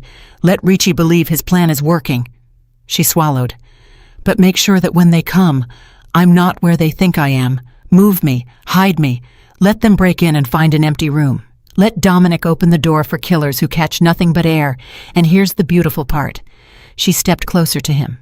"When they fail, when they come back to Richie empty-handed, what does Richie think? He thinks his information was bad. He thinks I got tipped off and ran. He thinks the wild card is spooked and scattered. And a spooked wild card on the run is no threat to a shipment robbery 3 days later. He'll write me off. He'll assume I've fled the city. And he'll go ahead with the 22nd more confident than ever, because he'll think the one person who could ruin it is gone." Adrian was staring at her. "You want to fake your own escape?" "I want Richie to believe he scared me off," Claire said. "It costs him nothing to believe it, and it makes him certain the 22nd is safe. And it keeps the trap alive, and it keeps me breathing." She held his eyes. "But it only works if Dominic and Ricci both believe it completely, which means you can't fight them off. You have to let them in, let them search, let them find me gone, and you have to be furious about it. You have to rage at Dominic for letting your prized translator slip through his fingers. You have to sell it, Adrian, the same way I've been selling my calm to Dominic every morning at breakfast. You have to be so convincing that even the man who's betraying you believes you got played." Adrian was quiet for a long moment, and then he said very softly, "You're asking me to let armed men into my house to hunt for you, and to do nothing while they do it." "I'm asking you to trust that I've thought this through, the way you asked me to trust you." Claire's voice softened. "You said we survived the 6 days together. This is how we survived the 4th one." That night was the longest of Claire's life. Adrian hid her in a place no one knew about, a small room behind the wine cellar that had been sealed for years, a space that didn't appear on any plan of the house, that even Dominic didn't know existed. And Claire sat in the dark in that sealed room, alone, and she listened. At midnight, she heard them come. She heard the distant sounds of men entering the house, quiet and professional. She heard footsteps overhead, moving toward the 3rd floor, toward her bedroom, the room where they expected to find her sleeping. She heard, faintly, the sound of a door being opened, and then a pause, and then muffled voices, confused, angry, searching. They'd found her room empty, her bed unslept in, her things half gone, arranged to look like a woman who'd packed in a hurry and run. She heard them search. She heard them move through the house, room by room, closer and closer. And at one point she heard footsteps in the wine cellar itself, just on the other side of the sealed wall. So close she could hear a man breathing, and she pressed her hand over her own mouth and did not move and did not breathe and prayed to a God she wasn't sure she believed in. The footsteps moved on, and then from somewhere above she heard Adrian. She heard him roaring. She heard the most feared man in the city absolutely erupt, his voice carrying through the whole house, demanding to know how this had happened, demanding to know who had tipped her off, screaming that his translator, his most valuable asset, was gone, vanished, warned somehow, and that heads were going to roll for it. And she heard him turn on Dominic. She heard him accuse Dominic directly, not of betrayal, but of incompetence, of failing to secure the house, of letting Ricci's men in only to have them find nothing. She heard him rage that Dominic had promised him security and delivered a fiasco. And it was perfect, because it did 2 things at once. It sold the lie to Ricci's men, who would report back that Moretti was genuinely furious, genuinely blindsided, that the translator had genuinely escaped. And it planted a seed of doubt between Dominic and Ricci, because now Dominic had failed, and failure in this world was the first crack in any alliance. Claire sat in the dark and listened to Adrian destroy his own composure to protect her, and she felt something in her chest she hadn't felt in years, something warm and terrifying and completely unwelcome given everything else that was happening. She was falling for him. She'd known it for a while, but sitting there in the dark, listening to him rage to keep her alive, she couldn't pretend anymore that it was just gratitude or just survival. The men left. Ricci's people withdrew, empty-handed, and Claire heard the house go quiet, and she waited and waited until finally, near 3 a.m, the sealed door opened, and Adrian was there, a candle in his hand, his face gray with exhaustion and something else. "They're gone," he said. "They bought it. Ricci's man just reported in. As far as Ricci knows, you got tipped off and ran. He thinks you fled the city." Claire came out of the dark room slowly, her legs stiff, her whole body shaking with the tension she'd been holding for hours. And when she stepped into the light, Adrian looked at her. And for a moment, neither of them said anything, and the space between them was full of everything they hadn't said. "You were incredible," Claire said finally. "Up there. I could hear you. You made them believe it." "I wasn't acting as much as you'd think," Adrian said quietly. "The part where I couldn't stand the thought of them finding you, that part was real." He set down the candle. "When I heard them go up to your room, Claire, when I knew what they'd come to do, I had to hold myself in place. I had to stand there and let it happen. Do you have any idea how hard that was? I've spent my whole life solving problems by force, and tonight I had to stand still and trust a plan and pray they didn't find the wine cellar." He shook his head slowly. "I have never been more afraid in my life. Not of dying, of them finding you." Claire's breath caught. 3 days, Adrian said. 3 days until the 22nd. You have to stay hidden until then. As far as the world knows, Claire Bennett fled the city and disappeared. You're a ghost now, ahead of schedule. You can't be seen, not by anyone, not even the staff." He paused. "Which means, for the next 3 days, the only person you'll see is me." And there it was. 3 days, hidden in the sealed dark of the house, with only Adrian Moretti for company, while a trap ticked toward its spring and a rival empire believed she'd already run. Those 3 days changed everything between them. Because when you take away the meetings and the deals and the roles they'd been playing, when you strip a crime boss and a hidden woman down to just 2 people sharing a small dark space while the world hunts one of them, what's left is just the truth of who they are. And Claire found over those 3 days that the man underneath the reputation was not what the world believed.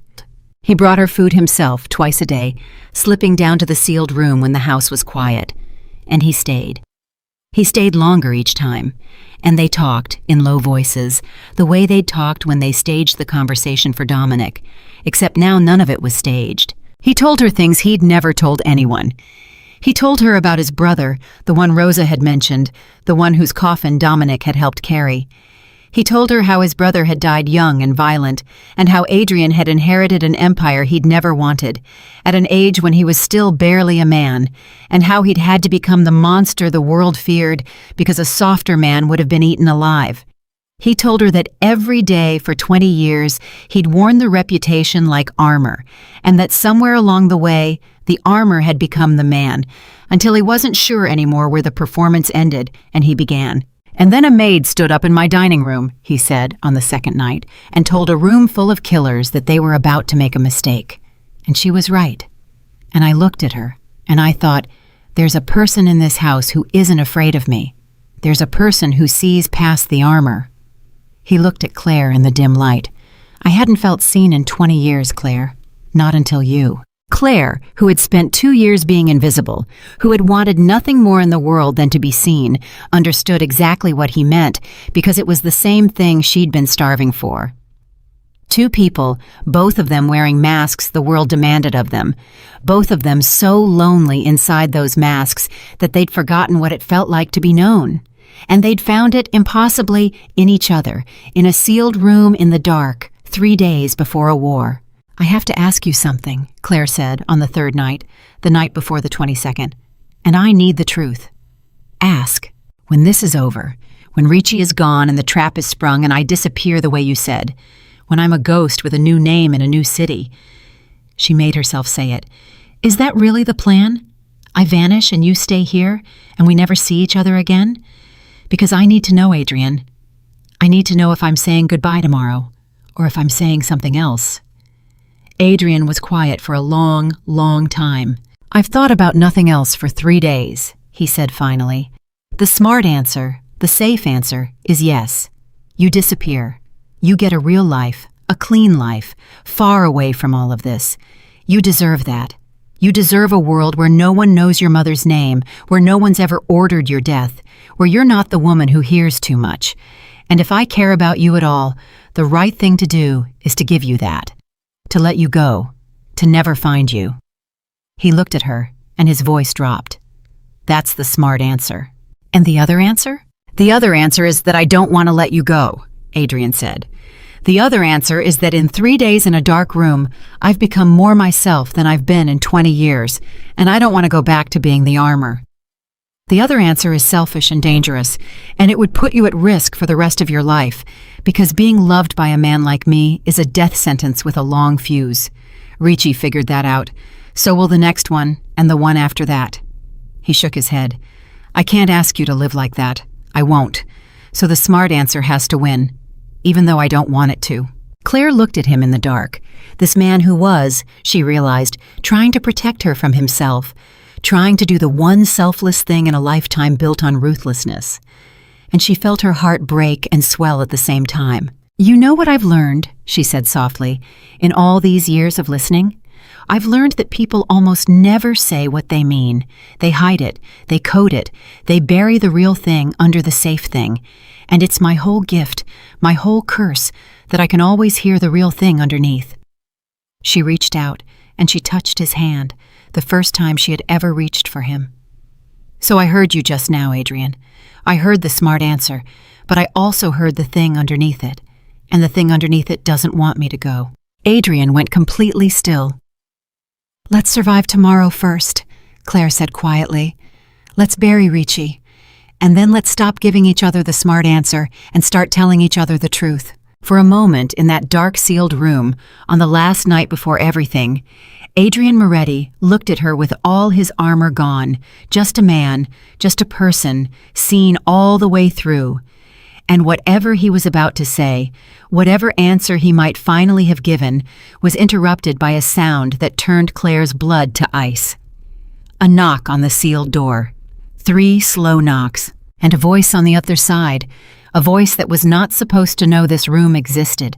A voice that Claire had heard 1,000 times, giving orders, making calls in languages he thought no one understood. Dominic's voice. I know she's in there, Adrian, Dominic said through the door, calm and pleasant and absolutely deadly. I've known for 2 days. Did you really think you could hide her in this house and I wouldn't find her? 30 years I've lived here. I know every wall. A pause. Ricci thinks she ran, but I never believed it, so I decided to come see for myself before tomorrow, before the shipment. Another pause, and when he spoke again, his voice had gone cold. Open the door. Let's talk about the 22nd, because I've been thinking about that shipment, Adrian, and the more I think about it, the more I wonder why a man would strip his own security and then talk about it out loud in a room with thin walls, right when I happened to be walking by. Claire and Adrian stared at each other in the dark. Dominic knew, not just that she was hidden, he'd figured out the trap.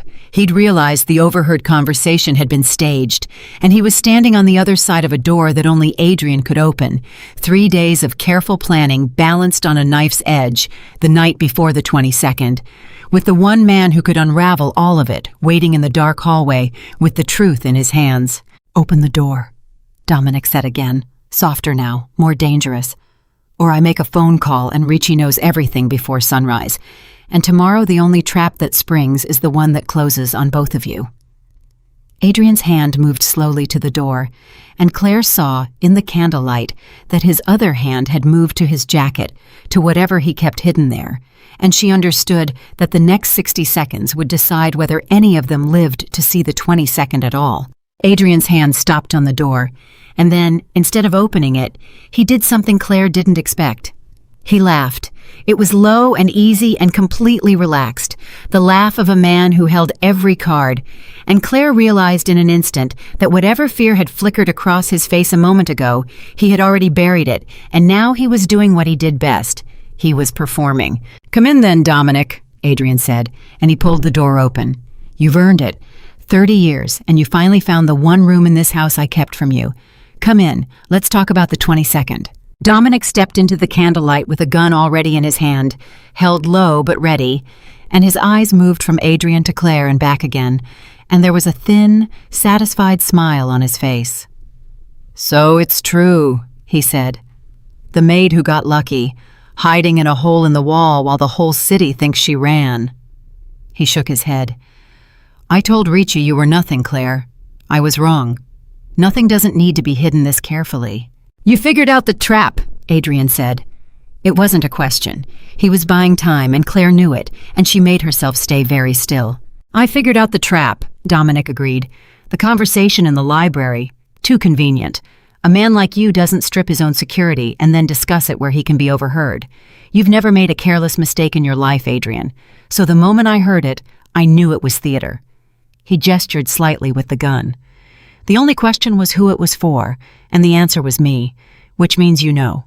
You know I've been with Ricci. You've known for a while. His smile faded.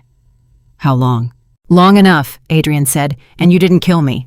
I needed you, Adrian said simply. I needed you to carry the lie to Ricci. I needed Ricci to believe the shipment was real. You were the most useful thing I had, Dominic, right up until this moment. He spread his hands. So here we are. You've caught me. The trap's exposed. What now? You make your phone call, you tell Richie the truth, and then what? You think Richie rewards the man who almost let him walk into a slaughter? You think he trusts you after this? Adrian took a slow step forward. You've got a gun on me, Dominic, but you're the one in the worst spot in this room, because Richie already doesn't fully trust you after last night's failure, and now you have to explain how the whole thing was a trap you didn't catch until the last minute. You don't come out of this a hero, you come out of this a liability to both of us, a foe. Claire watched Dominic's face, and she saw it, the flicker of doubt, the calculation, and she understood what Adrian was doing. He was doing to Dominic exactly what Dominic had done to Adrian for months. He was working the crack in the alliance, widening it, making Dominic see that his position was far weaker than the gun in his hand suggested. He's right, Claire said quietly, and both men looked at her. Dominic, think it through. You've served Richie for how long? A year? And you've served Adrian for 30. And in one night, you've become useless to both of them. If you tell Richie the truth, you've just told him you almost got him killed and only saved him at the last second, and he'll wonder why you didn't catch it sooner and whether you're really his or still Adrian's. And if you don't tell Richie, if you let the trap spring tomorrow, then Richie dies and you've lost your buyer and your leverage and your future. She held his eyes. There's no move here that makes you safe. You've spent months betraying the one man who trusted you, and it's led you to a hole in the wall with a gun in your hand and no good options left. Dominic's jaw tightened. You talk a lot for someone who's about to die. Maybe, Claire said. But I'm right, and you know I'm right, and that's why you haven't fired yet. You came down here alone, Dominic. You didn't bring Richie's men. You didn't tell anyone, because part of you already knows that whatever you decide tonight, you have to decide it alone and live with it alone. She took a slow breath. You're not here to kill us. If you were, we'd already be dead. You're here because you don't know what to do, and you came looking for the answer in the one place you shouldn't have. The room was absolutely silent. Dominic stood frozen, the gun still in his hand, and Claire watched 30 years of loyalty and 1 year of betrayal war across his face, and she understood that everything, the trap, the 22nd, all of their lives, hung on what this one broken man decided in the next few seconds. And then Adrian said, very quietly, the thing that broke it open. Your son's debt, Adrian said. Dominic's head snapped up. What? That's why you went to Richie, isn't it?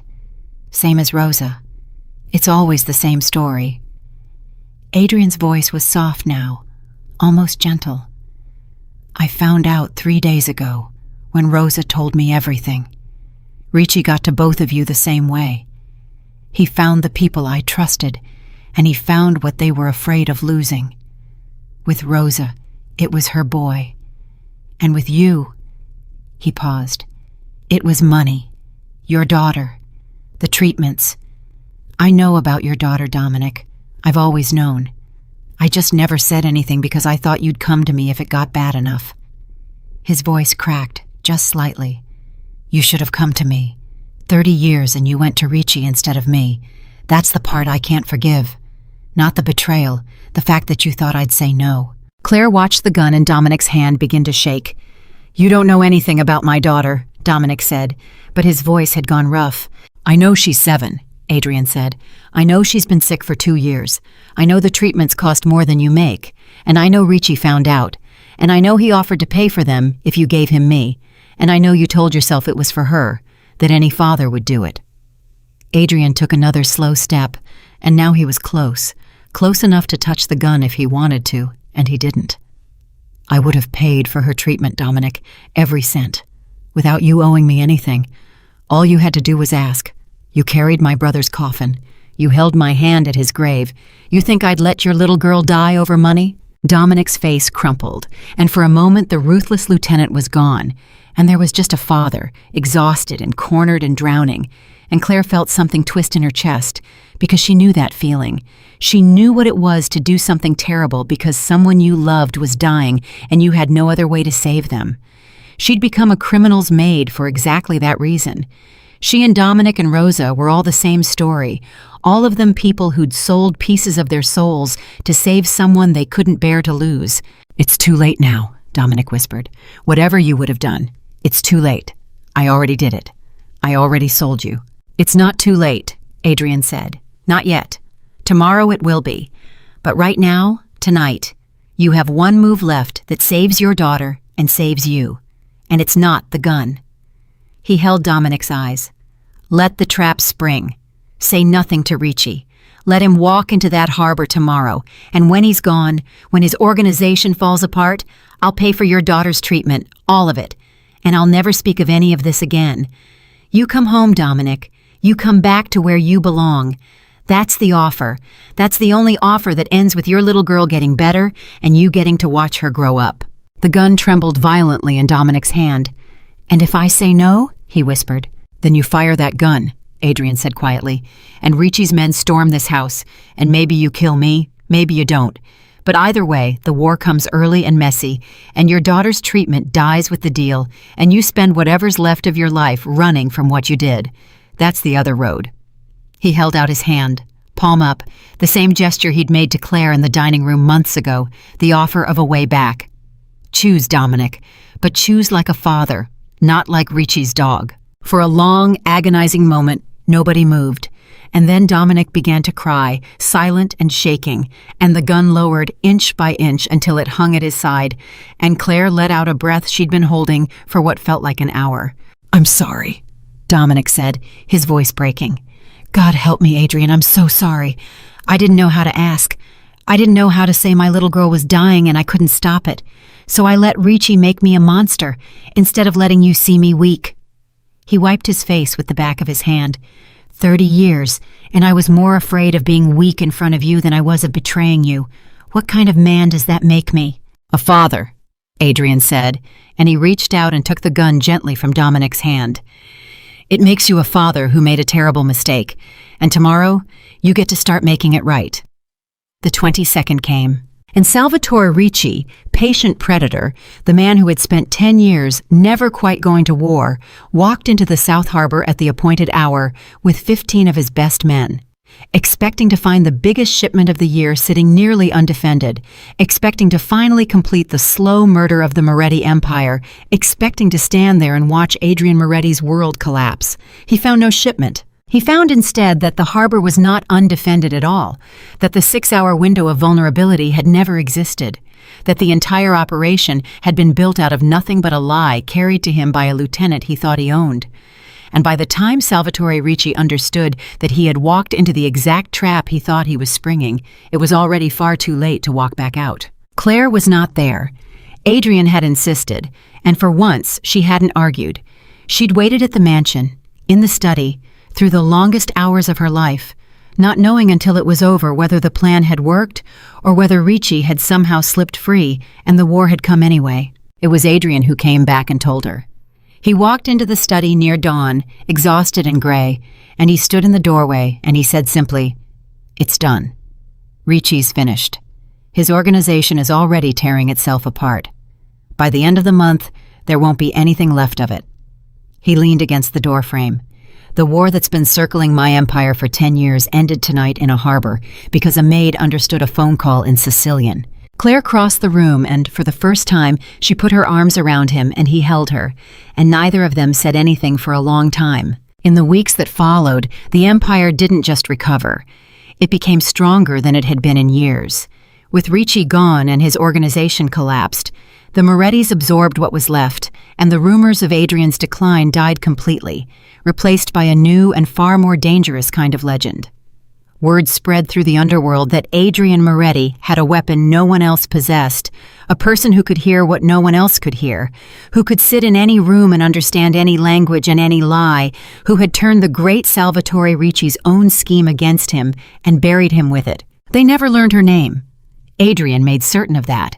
To the outside world, Claire Bennett had fled the city and vanished, and the woman who now sat at Adrian Moretti's right hand was a ghost with no history and no past, a shadow that his enemies feared and could never quite find. Dominic's daughter got her treatment.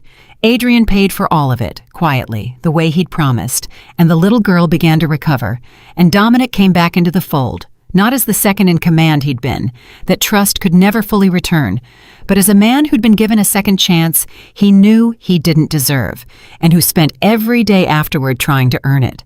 And Rosa, whose son's debt had started all of it, was released, and Adrian settled the debt that Ricci had used against her, and he sent her away from the city to a quiet place, not as punishment and not quite as forgiveness, but as the closing of a wound that had never really been her fault, only her weakness. And Claire, who came to understand all of it, chose to let it be enough.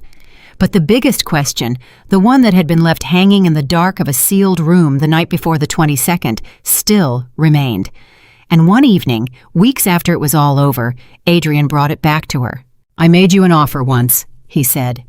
They were alone in the study, the fire low, the house quiet. "The night we hid you. I told you the smart answer was to make you disappear. New name, new city, a clean life far away from all of this. I told you that letting you go was the only way to keep you safe.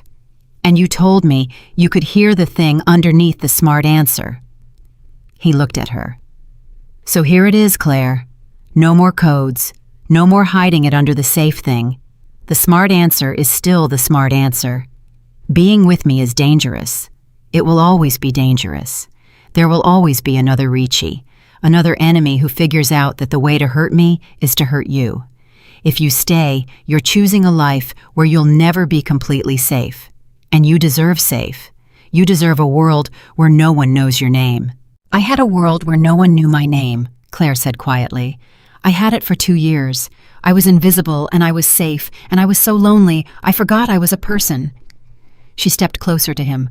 "I don't want safe, Adrian. I've had safe. Safe is being furniture. Safe is watching a man lose $400 million and saying nothing because nobody asks the maid what she thinks." She reached up and touched his face. "I spent my whole life being overlooked. And then, one night I stood up in a room full of the most dangerous men in the city, and one of them finally saw me. Really saw me. Not the uniform, not the job. Me." Her voice dropped to almost nothing. "You're the first person who ever did that. Why on earth would I disappear from the one place I was finally seen?" Adrian looked at her for a long moment, and Claire watched the last of the armor fall away, watched the crime boss and the monster and the legend all dissolve until there was just a man standing in front of a woman, holding something he'd been too afraid to want. "You understand what you're choosing," he said. "You understand what I am." "I understand exactly what you are," Claire said. "I understood it the first night, standing in the corner with a tray of wine.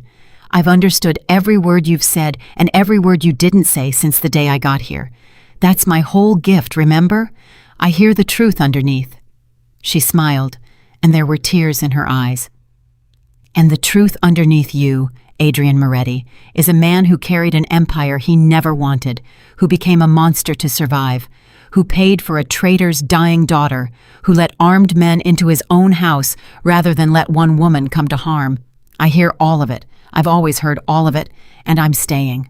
And so she stayed. The woman who had once cleaned Adrian Moretti's floors became the woman who stood beside him when the whole world turned against him, and the empire that had nearly collapsed because no one could understand a threat became the most feared power on the East Coast, because at its center stood a man who was untouchable and a woman who heard everything. His enemies never found her. His partners never understood her. And in every room where billions of dollars and countless lives hung on a single word spoken in a single language, there she was, the quiet one in the corner, hearing not just what was said, but what was meant. They were never entirely safe. Adrian had told her the truth about that. There were other enemies, other schemes, other men who thought they could win, but none of them ever succeeded, because none of them ever understood that the real power in the Moretti Empire was not the man everyone feared. It was the woman everyone had once overlooked. Claire Bennett had spent 2 years being invisible, believing her value was measured by her uniform, her wages, her place at the bottom of a house full of dangerous men. She had let the whole world decide she was nothing. And then, one night, she had stepped forward and spoken when everyone else was silent and changed the course of an empire. Because the world had looked at Claire Bennett and seen a maid. Adrian Moretti had looked at her and seen a mind sharper than any weapon in his arsenal. And in the end, it was not the billionaire, not the killers, not the empires that decided the fate of that dangerous world. It was the quiet woman in the corner that everyone should have been listening to from the very beginning, and they never overlooked her again.